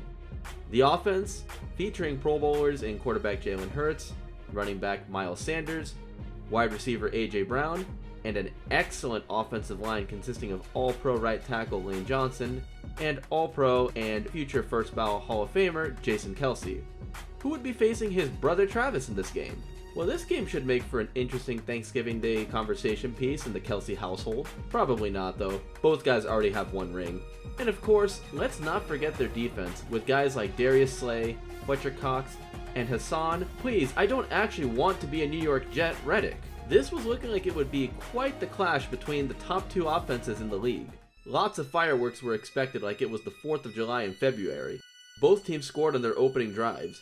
However, it was the Eagles and their dynamic offense that was on full display. Chiefs offense remained parked in neutral for most of the first half. Butker missing a gimme field goal did not help the cause. Had it not been for this ball handling blunder by Hurts that was returned for a Chiefs touchdown, this game could have easily been 24-7 at the half. Instead, we get a 24-14 Eagles lead. Mahomes didn't have the type of first half we had become accustomed to. A surprisingly pedestrian 7 for 12 for 89 yards and only 7 offensive points? This team is used to getting off to hot starts, but that definitely did not happen in this game. They would need a strong showing in the second half to erase the deficit they found themselves in. A TD drive to open the second half is just what they needed. The Eagles did take up almost 8 minutes of game time with their next drive, but they were fortunately only able to get a field goal out of it. Mahomes then engineers yet another touchdown drive to give the Chiefs their first lead of the day early in the fourth quarter. The Eagles, they would go 3 and out. It really seemed like a total momentum shift had occurred and an avalanche was coming down on the Eagles. From Philadelphia, here's Sipas. Low sinking kick, Tony on the run. Still up on his feet. Tony has a wall. It's another block. Tony inside the 20. Tony still going and he's down to the 5. Okay, the roof just caved in on the Eagles, courtesy of Kadarius Toney. The in-season acquisition paid off big time. Toney wasn't a bust after all. Mahomes would cash in with a TD pass to Sky Moore, and the lead was up to 8. The Eagles offense was able to wake up from their second half funk and try to stop the bleeding to tie this game. They were able to do just that with the help of a successful 2-point conversion. The Eagles offense and being successful in short yardage situations? Name a more iconic duo. 5 minutes and 15 seconds remained on the game clock, and the Chiefs had a chance to go down and take the lead and perhaps win the game. They were marching when this glorious scramble by Dad Bod Mahomeboy put his Chiefs in the red zone. Shortly after, it was 3rd and 8 with a chance to put the game away. Pressure, lofting one, end zone incomplete. Juju Smith-Schuster couldn't catch up. What? The flag at the 10. And again? Okay, seriously? There is no shot that was defensive holding. That's my purse! I don't know you! I can't believe it! Ref ball? For the second consecutive game. And in the Super Bowl? Especially one that was an instant classic up to this point. Well, if Pat is gonna overtake Tom Brady as the GOAT, then it's only appropriate that he gets a ridiculous call to clinch a huge win en route to another ring. I'm being facetious, of course. But like I said at the end of the AFC title game, I hate seeing such a great and competitive game end on garbage intervention from the refs. However, just like the Bengals game, there is no guarantee the Eagles were going to go down and tie or even win the game. The Chiefs were definitely the better team in the second half, and they absolutely fought hard for this comeback win. Patrick Mahomes won yet another Super Bowl MVP, even if his numbers were... they weren't gaudy, but he was efficient and did not turn the ball over. That last bit was important with how close this game was. Either way, this victory was one that would catapult Mahomes into a whole nother echelon of all-time QB greats. He now had a seat at the table with the likes of John Elway and Peyton Manning, even though he was still in his prime and under 30 years of age. The sky is truly the limit for this Chiefs team as long as Mahomes is still under center. With yet another Lombardi being brought to KC and how dominant this Chiefs team was last season, it was hard to imagine them not making it back to the big game and even winning it again. Vegas agreed, as the Chiefs opened up as the odds-on favorites to win the Super Bowl for the second consecutive year, a feat that had not been accomplished since the Patriots did it 2 decades ago. The offseason would be yet another one that saw more departures from the team. No surprise when Mahomes is taking up about 25% of the salary cap. Juju, fresh off of showing the league that he isn't broken down, for now, signed a deal with the Patriots. Mecole Hardman was traded to the Jets to join the Aaron Rodgers Broadway Brigade. Orlando Brown Jr. would leave in free agency to sign a huge $64 million contract with the Cincinnati Bengals. Hey, Joe Burrow finally has a Pro Bowl offensive lineman. Lastly, as far as players are concerned, the legend of Chad Henne has reached its final chapter. The backup QB who came in and propped the team up to help secure 2 playoff wins was calling it a career. The team decided to replace him with Blaine Gabbert. Damn, that's quite the downgrade. I mean, it's better than Nate Peterman. That was a lot of cope right there. Lastly, the only other departure was longtime offensive coordinator Eric Bieniemy leaving to join the Washington Redacted for the same position. Bieniemy was seen as being a head coaching candidate for a few seasons and was supposed to be one of the architects of the KC offense. Matt Nagy was promoted to offensive coordinator in his place, but many saw this move as a downgrade. The Chiefs draft was... okay, we've only had 2 years to go off of, but the only truly notable player drafted by the Chiefs was in the second round when they took SMU receiver Rashee Rice with the 55th pick. He would be a day 1 starter and hopefully help fill the void left by Juju. The jury is still out on the other draft picks that made the roster. All of this aside, one thing is seen as a constant at this point.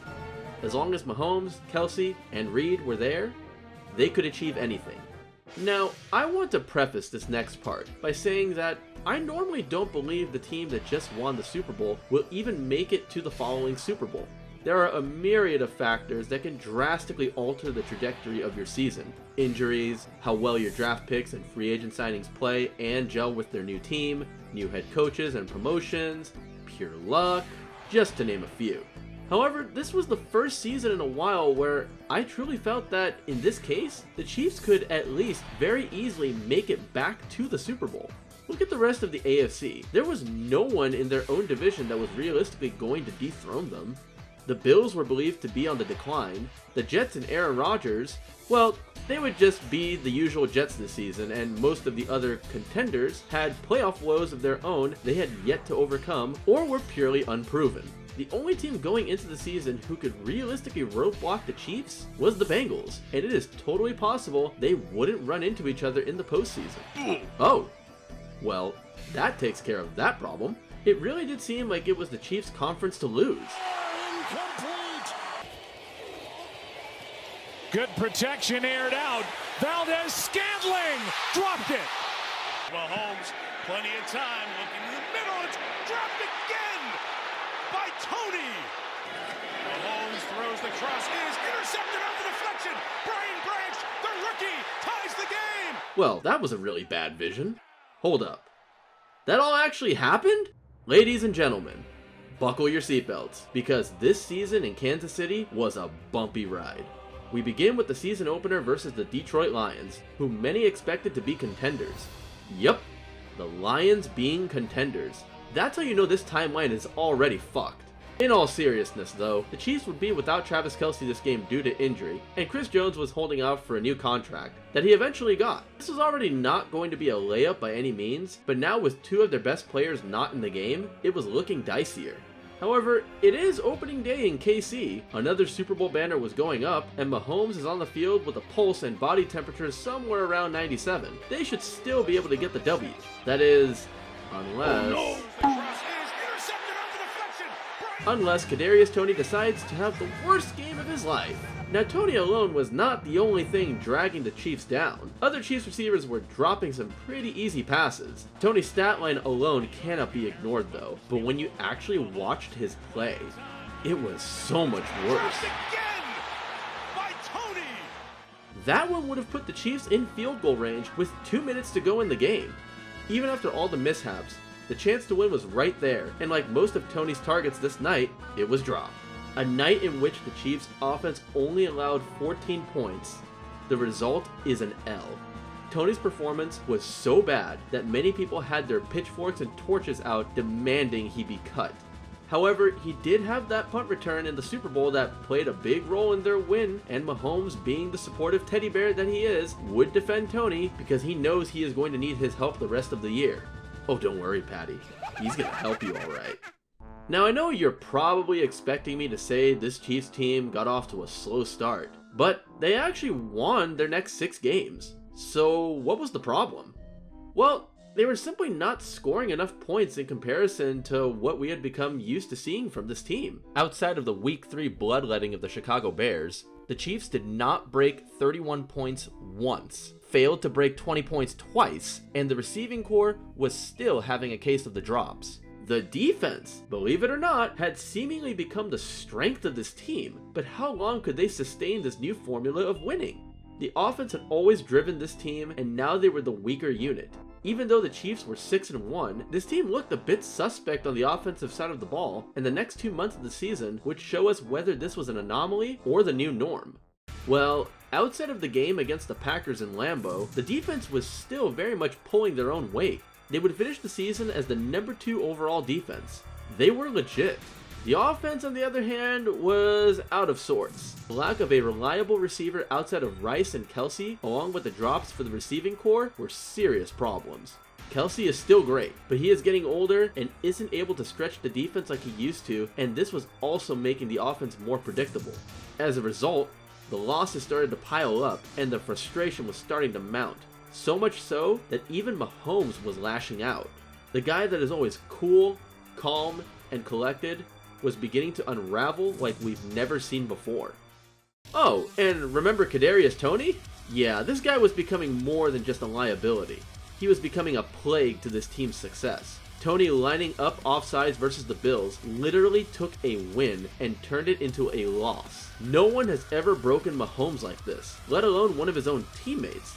But good lord, after how he has sabotaged this team this season, could you even blame Pat for coming unglued? To add insult to injury, this Chiefs team lost to the Raiders with Aiden O'Connell at quarterback, who threw for only 62 yards in Arrowhead. This game was beyond embarrassing for Chiefs players and fans. The Raiders offense only mustered 6 offensive points, but a silly trick play that went awry and an ill-advised throw by Mahomes that led to a pick 6 dug the Chiefs into a hole that their offense could normally dig themselves out of, but that was not something this iteration of the Chiefs was nearly as proficient at doing like in years past. This loss was extremely alarming, and it had plenty of people thinking this Chiefs team had one and done written all over them. 33 drops this year. 33. You're lining up offsides, flagrantly so. The referee can't even see the damn football. Mahomes has to be able to say, yo, I just need us to be better. I need us to play better. My receivers, we got to step it up, period.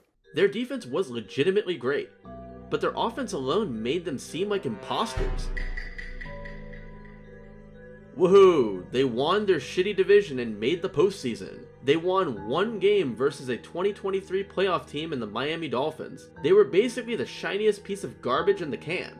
Their offense needs to come online in the postseason. They don't have to score 35 a game to win with this defense, but they need more than what they got in the last few months of the season. You can't expect to win games in the postseason versus elite teams by scoring 20 points and expecting to hold opposing offenses to 17 points or less every game. Not in today's NFL. Ah yes, the wild card round. Guys, why aren't the brakes working? Because I cut the brakes! Wild card, bitches! Yeah! With how ass this offense played for the majority of the season, this is exactly where this team deserved to be. Playing in a glorified freezer in -4-degree weather with a wind chill of around -20 at kickoff. I don't care if they're playing at home against a Miami Dolphins team where the weather back in Miami was probably around 60 degrees, this looked like it sucked. I'm not even going to spend much time talking about this one. Tua got to play his first playoff game in this crappy weather, and I'm sure Tyreek never remembered KC ever getting this cold. The game was mostly forgettable. The Chiefs' offense was as efficient as it needed to be. I can't say the same about the Dolphins' offense though. This offense is far too reliant on finesse to play well in a game like this. They got their big play TD to Tyreek in the second quarter, and that was it. Outside of that, the Dolphins ran 3 plays in Chiefs territory in the second quarter. Those were their only snaps in Chiefs territory until almost halfway through the fourth quarter when they were down 7-26, and the game was basically over. The only thing that will be remembered from this game will be Mahomes having a piece of his helmet break off after lowering his helmet to finish a run, and Andy Reid's glorious icicle mustache. The Chiefs would roll to an easy win and would come face to face with a very familiar foe.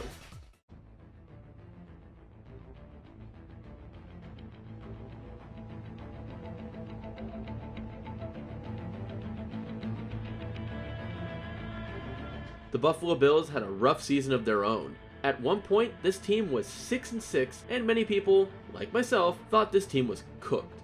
Hell, I thought they would miss the postseason before the season even began. Yet, they managed to claw back and win their last 5 games to win the AFC East, and by virtue of a tiebreaker, due to their victory over the Chiefs in the regular season, the Bills would be the higher seed of the two, and that means this game would be played in Orchard Park instead of Kansas City. This also means that we would be seeing Patrick Mahomes in his first ever road playoff game. The Bills Mafia would be in full force. They believed this was their time to vanquish the Chiefs, and the stage was set for them to do just that. The game was fairly back and forth in the first half, with the Bills having the only punt of the half. It was mostly a trading of blows between these two, now longtime, rivals. Something felt different though that was not being reflected by simply looking at the score. The Chiefs were doing just about anything they wanted to. Sure, they were down at the half 13-17, but it did not really feel that way. The Chiefs received the second half kickoff and would dish out a quick, roughly 3-minute drive capped off by this TD pass to Kelsey. The Bills would answer with a much more time-consuming drive to reclaim the lead with a touchdown grab by Khalil Shakir. But that lead was short-lived, because apparently this is the game that the Chiefs offense decided it was time to look like an actual offense again. Oh wait, that was in the script? Sorry, I need to remember these details. Anyways, Pacheco cashed in on this touchdown run, which, by the way, was a super clever design, and the Chiefs were back on top.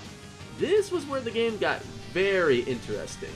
The Bills got the ball back, went 3 and out, and punted the ball. No, they actually attempted a weak fake punt at their own 30 that did not even slightly fool the Chiefs. You see, the Bills knew they were in trouble. They finally had their opportunity to send the Chiefs home and conquer their demons, but they feared Mahomes and did not want to give him the ball back, because the Chiefs, outside of kneeling the ball to end the first half, had scored on every single drive of the game. They feared they could not stop them, and so they went for a desperation play to try to move the chains, keep trading offensive blows, and hopefully they end up with the final touchdown. If this isn't the psychological aspect affecting play calling, then I don't know what is. Now the Chiefs are set up with a short field. He's going to go for it. Here's Pacheco into the secondary and running down the sideline. Okay, now it's a very short field. Sean McDermott should be canned for that fake punt. You got to bring us in here. Yeah, what most you definitely, see. Jim. First thing I'm looking at, Jim, is down by contact. You know what they say, one man's careless decision is another man's bailout. Good job, me, Cole. Woo! Alright, forget everything that just happened over the last 3 plays and less than 1 minute of in-game time. I love this game. We would then have our first standstill of the game. Punts are traded for the first time all game. The Bills then begin a march to try to close out this game, or at least send it to overtime. Football fans around the world were begging for the latter after the playoff classic these two teams played in a few years prior. The Bills could not punch it in, and so it was time to tie this game up. Or how about instead we dig up a dark 33-year-old piece of Bills history and make the whole fan base relive it. Say it with me. Wide right. I did not think we would be seeing that old ghost show up today, but stranger things have happened. Like this Chiefs offense actually showing up today. Speaking of which, they ran it twice with Pacheco, and that was game, set, and holy crap did the Chiefs offense pick a great day to be efficient. Nothing super flashy, but the offense was able to mostly impose their will on this Bills defense and send the Bills Mafia home for the 3rd straight time. One of the most insane stats I have seen in any game in a long time was the 3rd down conversion rates. The Bills converted 7 of their 14 third downs for a 50% conversion rate. That's pretty damn good. Meanwhile, the Chiefs only had a 20% conversion rate. What? How do you win with a 20% third down conversion rate versus a 50% third down conversion rate?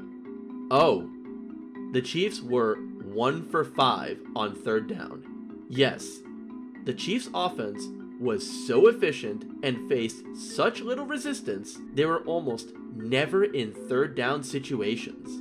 That is absolutely wild, and I can't recall another time that I have seen this happen and in such a close game based on score. The Chiefs were moving on to the AFC title game to face off against another man and team trying to get past the Chiefs and Mahomes' hurdle. Lamar Jackson. 2-time league MVP, 2-time All-Pro, 3-time Pro Bowler, and already the greatest rushing quarterback the league has ever seen at the ripe old age of 27. With all of those accolades, it's shocking to think this is the first championship game of his career. He's had a bit of a reputation in his short career for being a playoff choker, and to his credit, he has owned that title, but has also vowed to change that perception. He has also struggled mightily against Patrick Mahomes and these Chiefs. It's typically been a very bad matchup on paper. The Chiefs usually have a high-flying offense that gets out to hot starts, big leads, and buries opponents early. While the Ravens have had a run-heavy offense that utilizes Lamar's skill set and grinds teams out by getting leads, controlling time of possession, and limiting the opponent's offensive possessions. The Ravens tend to front-run and win a lot, but when they fall behind early to a high-powered offense, it snowballs into a loss more often than not, as this team does not operate nearly as efficiently when trying to get back into a game. However, this Chiefs offense was not as potent as in years past, and the Ravens and Lamar thought this, plus having the championship game be at home, would be exactly the time to get over the Chiefs and Mahomes hump and get the playoff choke monkey off his back. So why in the actual hell did Lamar throw the ball 37 times? More importantly, why did the Ravens as a team only attempt 16 rushing plays? If you flip those numbers, I would say it makes sense and the Ravens had a good shot to win. However, they just completely abandoned their identity and made Lamar Jackson try to beat Patrick Mahomes by playing like Patrick Mahomes? This was one of the strangest games I have seen in years. I'm absolutely dumbfounded. And it wasn't even because the Chiefs were up 17-7 at the half. This was how the game was called since the Ravens' first offensive possession. The Ravens never started a single drive this game with a running play. That's unheard of. Sorry, I know this isn't about the Ravens, but they basically threw this game with their game plan. Mahomes was efficient and protected the football, which is all he needed to do.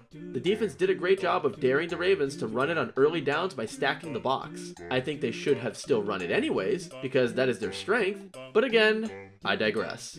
All in all, this was also a pretty forgettable game that felt like a Ravens team executing a Packers game plan. Mahomes and this Chiefs team mess with your psyche. They will make you outsmart yourself by making you think that you have to pull rabbits out of hats and do unconventional stuff to beat them. Perhaps this game is another example of that effect. Nevertheless, the Chiefs were surprisingly never in any true danger of losing this game and had now made it back to the Super Bowl for the second year in a row, this time for a Super Bowl rematch. Ah yes, a familiar foe has re-entered the octagon. This time without that bum Jimmy Garoppolo weighing them down. This Niners team was different. Just about all of the same star players and rising stars from the previous Super Bowl had returned with a couple more years of experience under their belts. Not to mention they made additions like trading for All-Pro running back Christian McCaffrey from the Panthers. CMC just finished another first-team All-Pro season and added a whole new dynamic to this Niners offense. They also drafted the great Purdy. Okay, I couldn't help myself with that one. Seriously though, Purdy may have been Mr. Irrelevant in the 2022 draft, but he had come in and given this Niners team a QB that could make the throws that Garoppolo couldn't make. The man made a Pro Bowl this season and looked to be the missing piece the Niners needed to finally finish off these Chiefs and claim their first Lombardi since 1995. The Chiefs knew what they were getting into, especially being slight underdogs coming into this Super Bowl. They had to ensure this team was in the best possible position to bring home a second consecutive Lombardi, and this was what they had to do. Make Kadarius Toney a healthy scratch from the Super Bowl.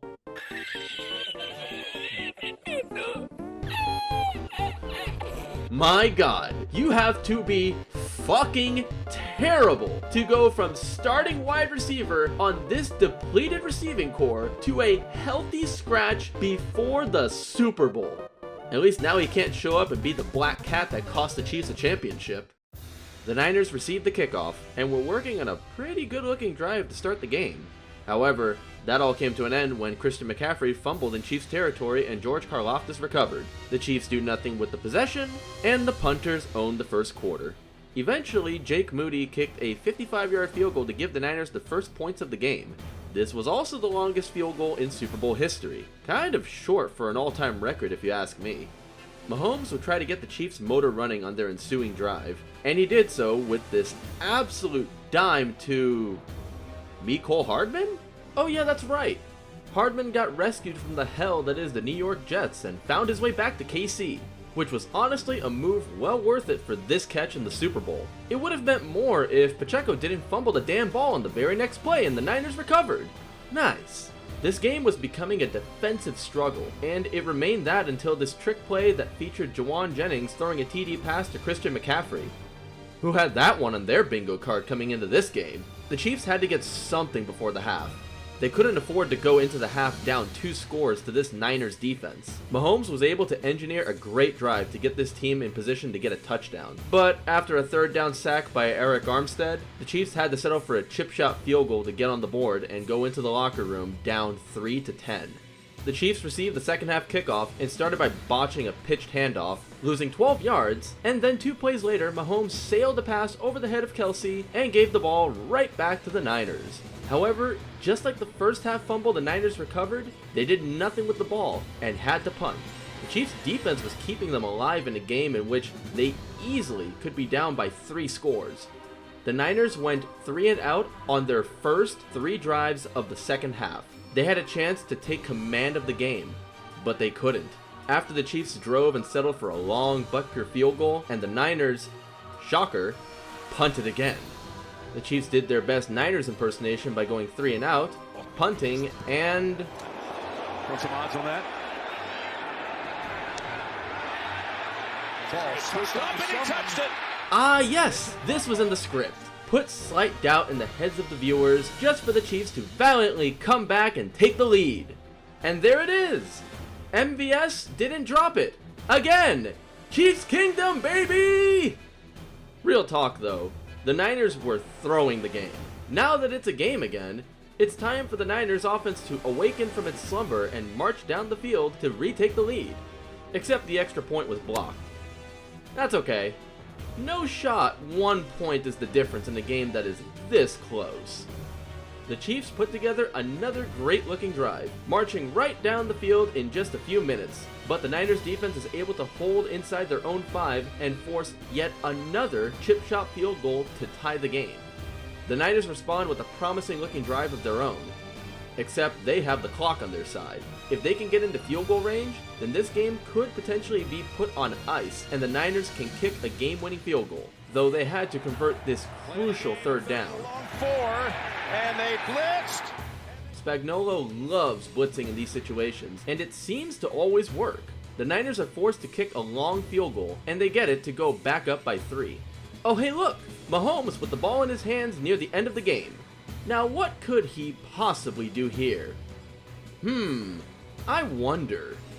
Oh, he led the Chiefs down the field with just under 2 minutes on the clock to kick a game-tying field goal and send the Super Bowl into overtime for only the 2nd time in history? Who could have seen that one coming? Well, here we go.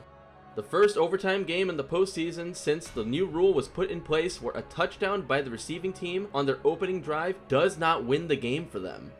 The other team will have a chance to possess the ball and answer. I know the rule. You all know the rule. Surely a professional football team is going to know the rule, right? We'll come back to that later. The Niners win the toss and elect to receive. On their ensuing drive, the Niners move the ball down the field with relative ease, thanks in part to this hold drawn by Jauan Jennings that kept the drive alive. The Niners made the Chiefs pay by marching down the field, going as deep as the Chiefs' 8-yard line before settling for a field goal. See, now this was the biggest problem for the Niners. They have now put Patrick Mahomes in do or die mode. He will be operating at maximum capacity on this drive, as it is to tie or win the Super Bowl. Early in the drive, the Chiefs were faced with a 4th and 1, and Mahomes had his own number called on an option play as he easily picked up the first down to extend the drive and the game. They were able to convert on a 3rd and 6 after getting put behind the 8 ball by whatever the hell this was by MVS. Then again, on 3rd and 1, when Mahomes rips off another 18-yard run. We all thought we were going to see the Taylor Swift fairy tale ending with Kelsey scoring the game-winning touchdown on this play, but we were merely teased by the scriptwriters. The very next play, Mahomes finishes off the Niners yet again with a pass to Hardman, making the Chiefs back-to-back champions while notching his 3rd Super Bowl ring before age 30. He and Tom Brady now had the same number of Super Bowls at the same stage of their careers. This game was a back-and-forth slugfest with a thrilling finale. Not bad for a team that had a rocky regular season and was being viewed as a one-and-done team going into this postseason. I do need to take a minute to talk about the Niners though, because it became known shortly after the game that the Niners players did not know the new overtime playoff rules. Not only that, but Kyle Shanahan openly said that he knew about the rules but did not feel the need to discuss them with his team. Hey Kyle, you want to know why you're 0-3 in Super Bowls you have participated in? It's because of shit like this. Not gonna get too deep into that. The Chiefs were now going to be discussed as being a dynasty, and like I mentioned at the start of the video, this run has been dynasty-like. The Chiefs now had 3 titles, but in 5 years instead of 4. The team would celebrate this win, but we all know this team would be doing everything they can to get right back here next year to do the inconceivable, a three-peat. With the manner in which the Chiefs played during the 2023 season, it was clear they leaned more into their identity as a defensive juggernaut than ever before. Chris Jones had earned his big contract as a now established 3-time first-team All-Pro defensive tackle, and that solid starter I mentioned in Trent McDuffie when he was drafted had turned into an all-pro corner after only his 2nd year in the league. There was no glaring weakness on this Chiefs defense, and they will be a feared unit for years to come. The offseason would be one focused on giving Mahomes and the offense some help in the form of offensive firepower. I know, crazy to even say, right? Outside of Rashee Rice, oh, that's right, another talented wide receiver that is an idiot off the field. Those just seem to grow on trees, don't they? Well, idiot or not, Rice was the only receiver that was really worth a damn all season, even as a rookie. But Mahomes really could use someone else besides Rice and an aging Travis Kelce that, while he can still get open and move the chains, is not the same field-stretching tight end he was in his prime. Well, why not look in the draft? They might have to trade up to get their man Xavier Worthy, wide receiver out of Texas. They tried with the Bills. Haha, yeah, nice try. There's no way the Bills are going to let the Chiefs trade with them to move up in the draft and select. The Buffalo Bills have traded the 28th pick to the Kansas City Chiefs. With the 28th pick in the 2024 NFL Draft, the back-to-back Super Bowl champions Kansas City Chiefs select Xavier Worthy. Look, I don't write this shit. It really writes itself. The Bills have been chasing Mahomes and the Chiefs for years now, and they just hand-delivered Mahomes the fastest receiver in the draft. Here's a concept. How about drafting Worthy to replace that washed-up diva Stephon Diggs instead? That would make sense. This decision won't come back to haunt the Bills when these two teams inevitably lock horns once again in the postseason. Not a chance. Well, the offseason preparations weren't anything special outside of the drafting of Worthy and the dawn of the final season. In the pursuit of the three-peat was upon us. There was one more act that needed to be fulfilled. And what is that, you might ask? The unholy sacrifice to the forbidden gods in exchange for the power to practice black magic and dark sorcery, of course. If you don't remember this Chiefs campaign very well, then step into the darkness and bask in the power of bullshit. Week 1 featured an AFC Championship rematch in a hotly contested matchup at Arrowhead when the Ravens came into KC to kick off the season versus the champs. it was a game that came down to the wire. The very last play of the game looked like Lamar Jackson found Isaiah Likely in the back of the end zone for a touchdown, with no time left to tie or even win the game with a 2-point conversion. However, Isaiah Likely's cleat size was just a little too big, and the pass was ruled incomplete. The Chiefs dodge a potential bullet. The very next week, the man known as Joe Burrow had led the Bengals to Arrowhead to continue his role as the proverbial thorn in the side of this Chiefs team. After a very competitive back-and-forth game, the Bengals had a lead late in the game with the Chiefs driving to try and win. Then came 4th and 16 on their side of the field. Doom and gloom was all but assured for Mahomes and the Chiefs. The run, and it's broken up, and there's no flag. Not only was this an awful call, A flag comes in late. but it was a late flag at that. You know the drill. Game-winning field goal is set up, and Butker's kick is good. The very next week, the Chiefs visited the Falcons. A game in which people expected a fairly easy Chiefs victory turned into a close game. Late in the fourth, down by 5 in the red zone on 3rd down, Kirk Cousins had the Falcons in position to take the lead. I mean, that looked like textbook pass interference. Kyle Pitts got turned around, and there was clear early contact, with Cooks not even making an attempt to turn his head and make a play on the ball. Yet no flag gets thrown. The Falcons don't convert on 4th down, Chiefs get the ball, and while the Falcons did get the ball back one more time, they were unsuccessful. Still, you have to imagine how different this game could have been if that PI was called. The contact on the late pass interference call on the Bengals the week before was fairly minor, while the contact on this no call was significantly more egregious, and yet no call was made with an official standing 10 feet away from the play. This new dark power demanded a sacrifice, and in week 4 against the Chargers, Mahomes made one with Rashee Rice as his victim, after throwing an interception and taking out his #1 receiver for the season with this tackle that was meant to halt the return on the INT. A torn ACL to end his season, to keep the fire of black magic burning strong, was necessary. How else could they fuel these instances of ridiculous breaks that were happening seemingly every week? Even when it looked like they were cooked, the Chiefs would get bailed out by some ridiculous penalty, a crazy no call that went in their favor, some absolutely inexplicable mistake is made by the other team. You name it, it would happen, and it would secure a Chiefs victory. It's the kick to win it. How often do you see a game-winning field goal attempt get blocked, especially one under 40 yards? The Dark Brotherhood sends its regards, Pat. The Chiefs did notice their offensive struggles in the passing game, and went out and traded for DeAndre Hopkins. The former All-Pro was the best receiver in the league at one point. Surely he had something left in the tank. I'm sure he was just happy to be rescued from the hell known as the Tennessee Titans and the wrath of Will Levis. He'd probably miss Hopkins in his attempt to throw his wrath at him anyways.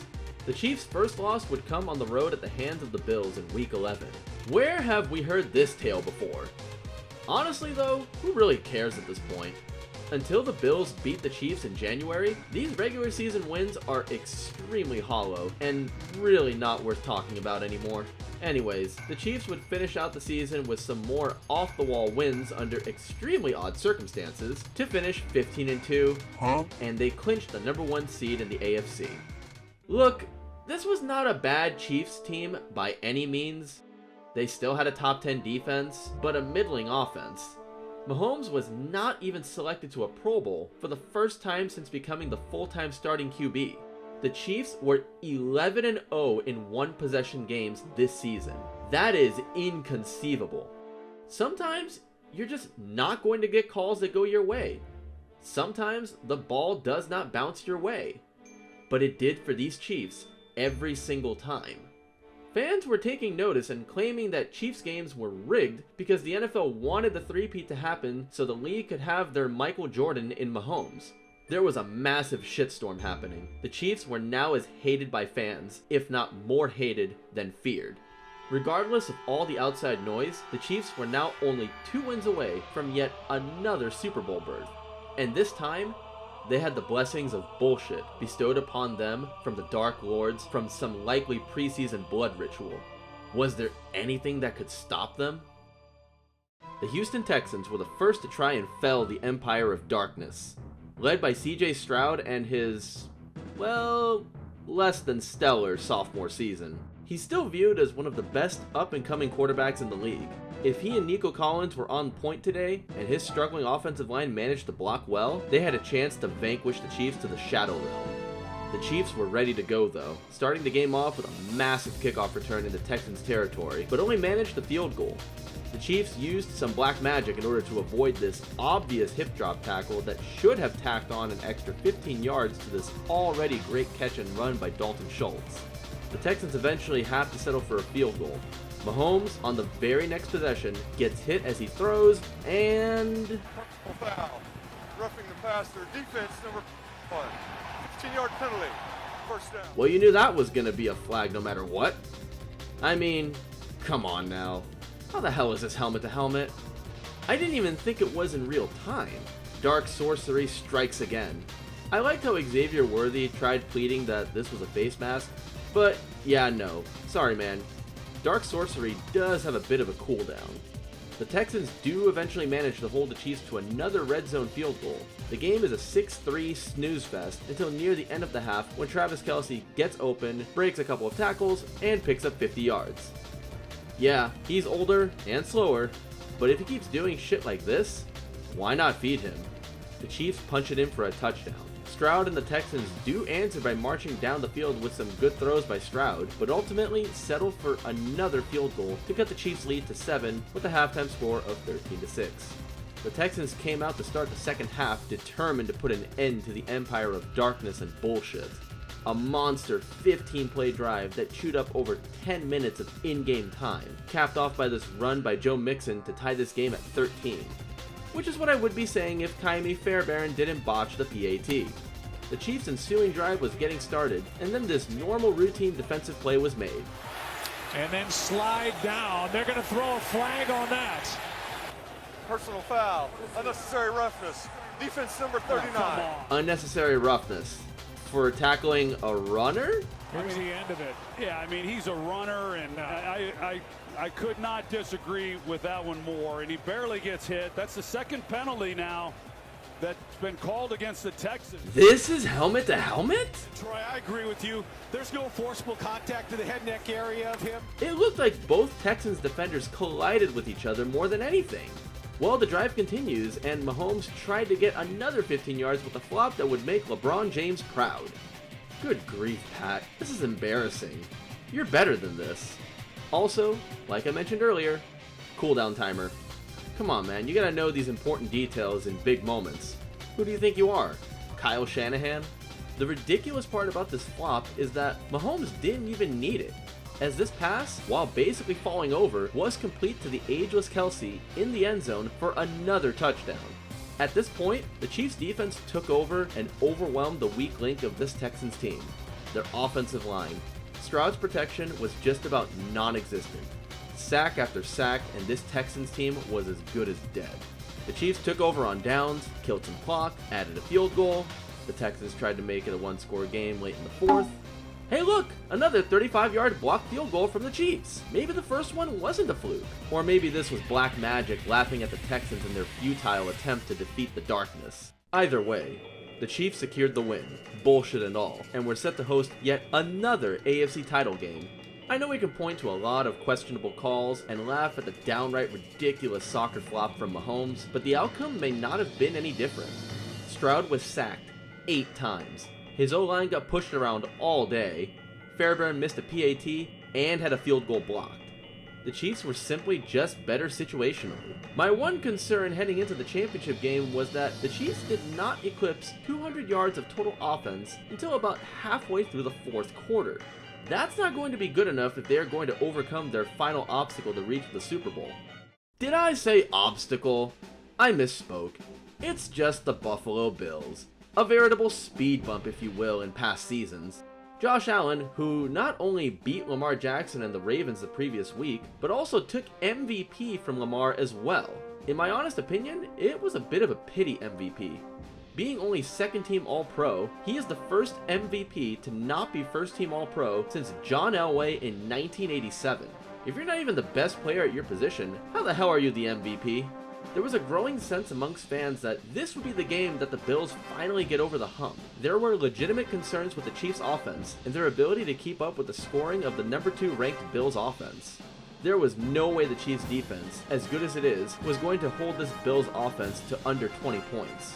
It is for this reason that there were a fair amount of fans and pundits that believed the Bills were going to the Super Bowl. However, they weren't just playing against Mahomes and the Chiefs, they were facing an otherworldly power of bullshit.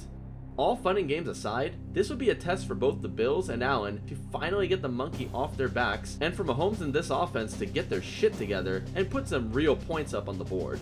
After a quick Bills 3-and-out to start the game, Mahomes methodically marched the Chiefs down the field. Some nice chunk throws later, and Kareem Hunt got the Chiefs on the board with this touchdown run. Well, here we go again, right? You know the Bills had to respond with something to stop the bleeding. It sounds silly to say this so early on, but after losing 3 straight in the playoffs to this team, they needed points to maintain morale. They were able to get a long Tyler Bass field goal. However, the next Chiefs drive looked promising, and the Chiefs offense was humming. Then, when in the red zone, the curse of Arrowhead decided to remind the Chiefs that it still exists, with Mahomes fumbling this run fake to Pacheco and the Bills recover. Back to get it, and may end up in the hands, it does, of the Bills. This drive was likely ending in a Chiefs touchdown, so the Bills got a huge break. We are being reminded that there are 2 powers greater than either of these teams working behind the scenes, pulling the strings. Return the slide. Are we watching a football game or divine intervention? Maybe both? The Bills are able to capitalize on this gift from the curse of Arrowhead.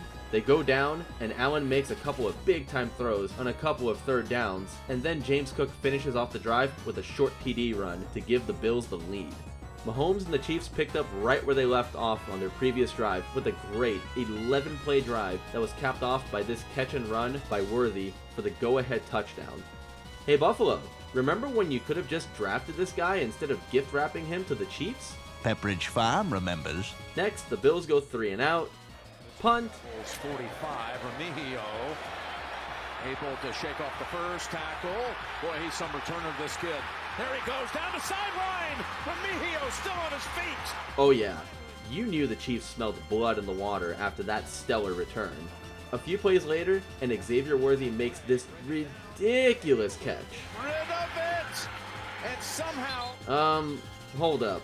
That ball looks like it hit the ground and should be incomplete. But the rules say the ground can't cause a fumble. Worthy also only had one hand on the ball till near the end. Elam looked like he was more in control, but the ball was moving just before it hit the ground. Let's see. Carry the 4 and... of course! First down Chiefs! Silly me. I forgot that the variable in this equation is the Chiefs' dark sorcery. Figured it out. Let's move on. A few plays later, Mahomes runs it in for another touchdown to go up 21-10, and things look bleak. Allen and the Bills must be thinking they couldn't beat Mahomes and the Chiefs before they were using black magic. What makes them think they can beat them now that they are? Well, after leading the Bills 73 yards to the end zone in about a minute and a half as a result of this unbelievable throw and catch, and then failing the 2-point conversion. Going for 2? This early? I don't know about that. Either way, going into the half down only 16-21, it was clear that Josh Allen and these Bills weren't scared of divine powers.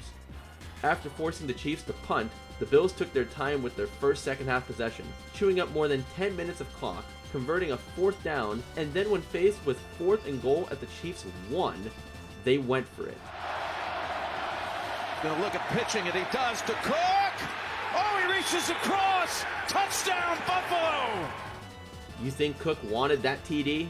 Hella effort on his part, and the Bills take the lead. Then they fail another 2-point conversion. Look, I'm all for their bold decisions in this game, but these 2-point attempt decisions are questionable. A Chiefs 3-and-out gives the Bills the ball with a chance to take control. Another 4th and 1 comes up. I mean, at this point, why the fuck not? They're taking every risk just to beat these Chiefs once in January.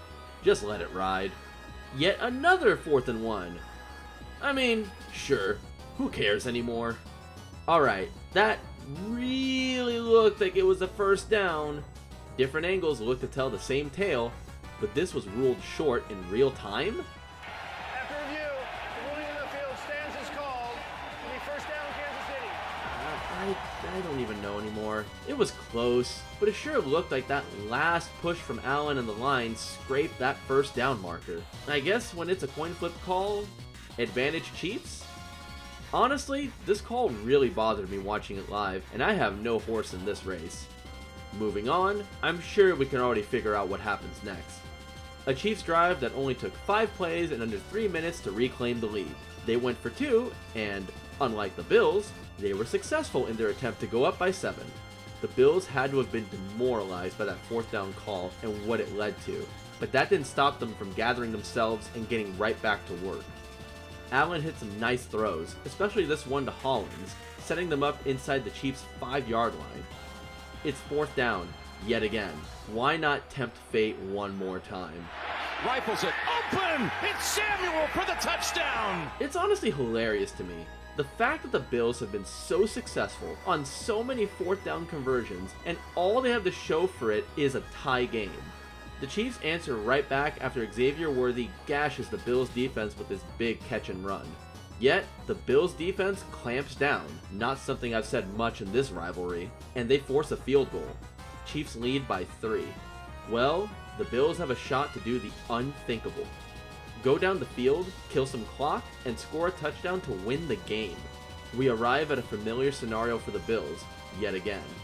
For the 6th time today, they go for it. Whole season for Buffalo on the line here. There they come. He just desperately throws it up in the air, incomplete!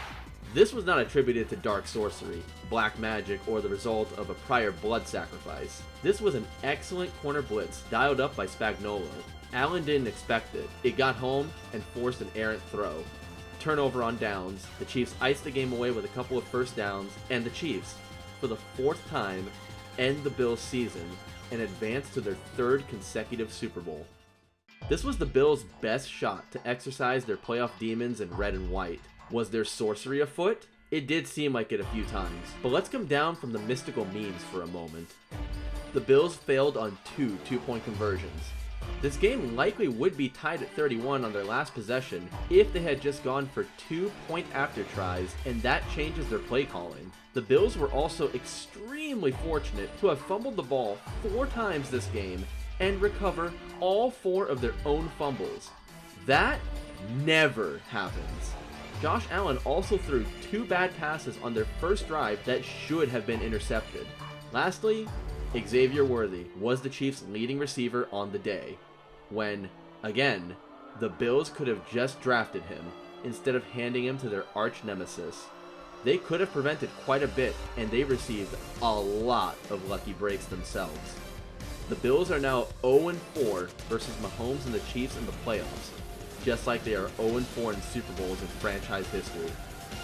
This is no longer much of a rivalry, as so much as it is a game with the outcome being a foregone conclusion in January.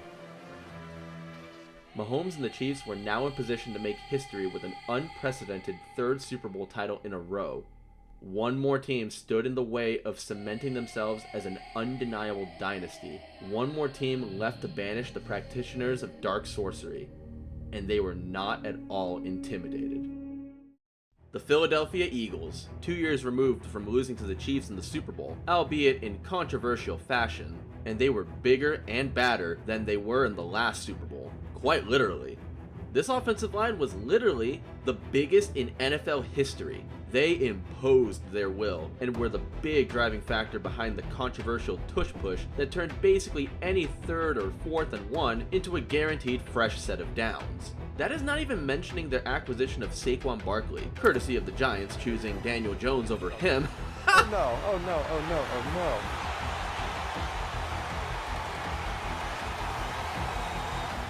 He had a historically great season that saw him rush for over 2,000 yards, and he would have likely broken the all-time single-season rushing record if he had played in their meaningless final game of the season. A much-improved Jalen Hurts with his reliable tandem of receivers in A.J. Brown and Devontae Smith gave them the balance they needed if called upon. Then we get to their stud defense led by first-team All-Pro Zach Bond, who was a monster free agent signing that completely changed the complexion of this defense. A defense that was ranked number 1 in scoring and yards allowed per game. This roster was no joke. There was great talent at all levels, and it is safe to say they had no true weakness. If Mahomes and the Chiefs were going to vanquish them and secure the three-peat and undeniable dynasty status, they were going to have to outplay them. Black magic, dark sorcery, blood sacrifices. Yeah, it was going to take more than just that to beat this Eagles team. Mahomes, pressure, steps away, running around, way back there, throws as he gets hit, it's up there, and it is nearly intercepted, and it's incomplete. Knocking on the door of football immortality. Hurts on the sneak, Kyle drives his way in, touchdown. Only for the door to open. Here's Mahomes, pressure right away, Mahomes is sacked. You get punched square in the mouth. Rush, Mahomes pressured again, sacked again. Fall over.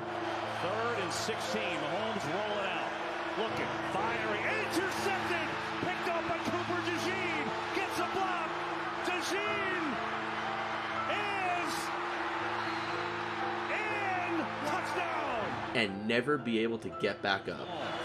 Four-man rush over the middle, and it's intercepted again. On 3rd and 9, four-man rush, pressure again. Mahomes in trouble. Mahomes sacked again. 3rd of the day for Philadelphia. Again, not his natural position in the pros. Hurts lets it go, complete A.J. Brown. He's in. Touchdown, Eagles. Mahomes steps away from pressure again. Throws across his body. There's a man, and Hopkins can't come up with it. Gain an extra possession or 2 in the game. Mahomes looking around, pressured again. Mahomes dropped again. Mahomes pressured again. Sack number 5. Mahomes far side of the field. It is knocked away. Avonte Maddox. Some clock, or maybe throw the dagger. Hurts going deep for it all. Devontae Smith. He has got it. Touchdown. So here's Mahomes. What's he got left? Pressure again. Decked. Ball is out. And the Eagles have it. Caliendo, and Patrick's trying to get one of those explosive plays that this team just does not give up, but you get in these situations. The Chiefs entered the game as favorites, even though they were, on paper, the weaker roster. Many believed that Mahomes and his greatness would lift the team to victory, with a bit of an assist from Black Magic, of course. But they were out of this fight early on, and got buried not too long after. The Chiefs' offense only managed 34 total yards of offense in the entire first half, and Mahomes threw not 1, but 2 interceptions, one of which was returned for a touchdown. The Eagles' defense clamped down on them and imposed their will. They not only had an answer for everything the Chiefs tried to do on offense, the Chiefs just looked like they were outmatched in every aspect. I'm not going to go super analytical with this game. This was just an ass-kicking in front of a national audience of 127.7 million people, the most watched Super Bowl in NFL history. So much for that Super Bowl boycott, eh? Many were expecting a Chiefs coronation. However, no dynasty was cemented, there was no three-peat, there was no Travis Kelce marriage proposal to Taylor Swift. The purveyors of black magic, dark sorcery, and blood sacrifices had fallen. Well, that's it, right? No three-peat. Travis Kelce went back and forth with retirement and ultimately opted to return for another season, but he is getting pretty old and has slowed down a fair amount. Still a valuable asset, but he is simply out of his prime. Joe Thuney was even traded to the Bears, leaving a pretty sizable hole in this offensive line. The Chiefs will still be very good this upcoming season. They will likely win their division and make noise in January. Will they still be as dominant? They have some young stud receivers in Rice and Worthy, as well as strong key defensive players like Jones and McDuffie that aren't going anywhere anytime soon. It's possible for them to be back in the Super Bowl next season. However, if anything, the Eagles, with how well their contracts line up and how masterfully constructed of a roster they possess, look like they could be a budding dynasty in their own right. I know they play in separate conferences, but I'd put my money on them winning more titles in the next few years over the Chiefs. That is, if there are no major speed bumps. For Chiefs haters, This felt like the rightful order had been restored to the universe. It feels like when the Patriots failed to go 19-0 and all non-Patriot fans rejoiced. We salute you, Eli. However, for Chiefs fans, this was extremely anticlimactic.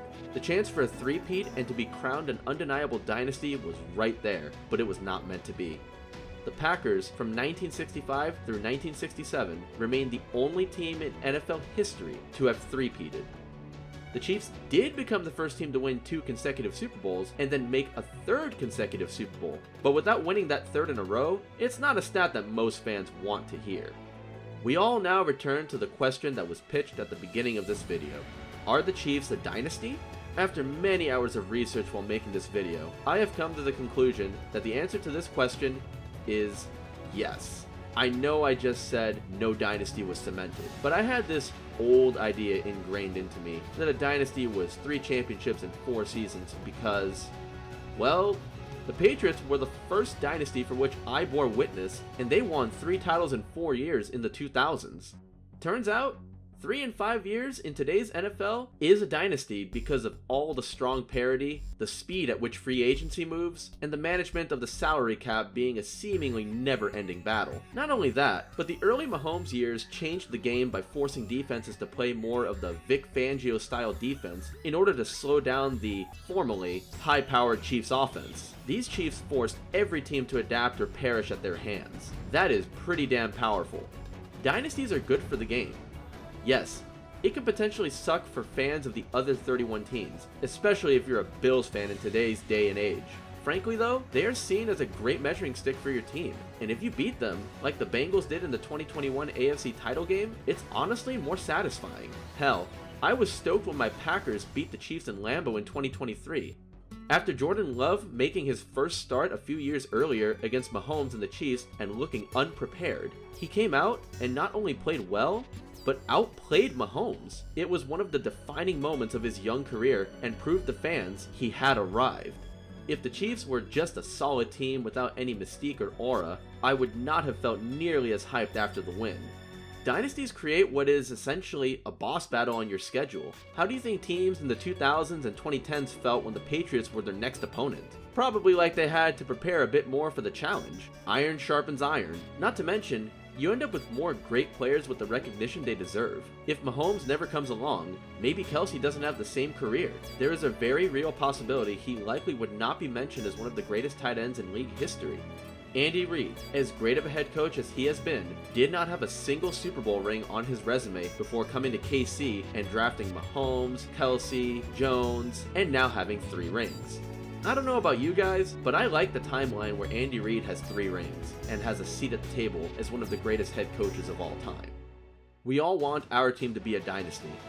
Hell, my Packers had the potential to be one during 2 spans in the last 15 years, but it's hard, and sometimes, shit just happens. Maybe we need to take a step back and appreciate how much of an accomplishment a dynasty is. There aren't many for a reason. Not every win is going to be squeaky clean and devoid of controversy, but sustained success is not something that happens because of luck. Dynasties challenge other organizations to be better from top to bottom, and at the end of the day, isn't quality football what everyone wants? And this is the end.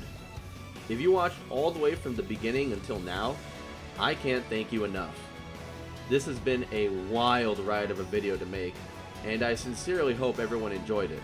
It's not a perfect video, but I invested a lot of time and effort into making it, and I had a blast doing so, even if it was hella exhausting and never seemed to end.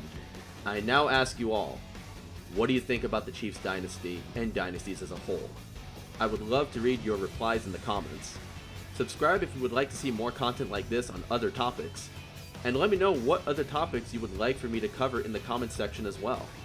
Again, thank you so much for watching.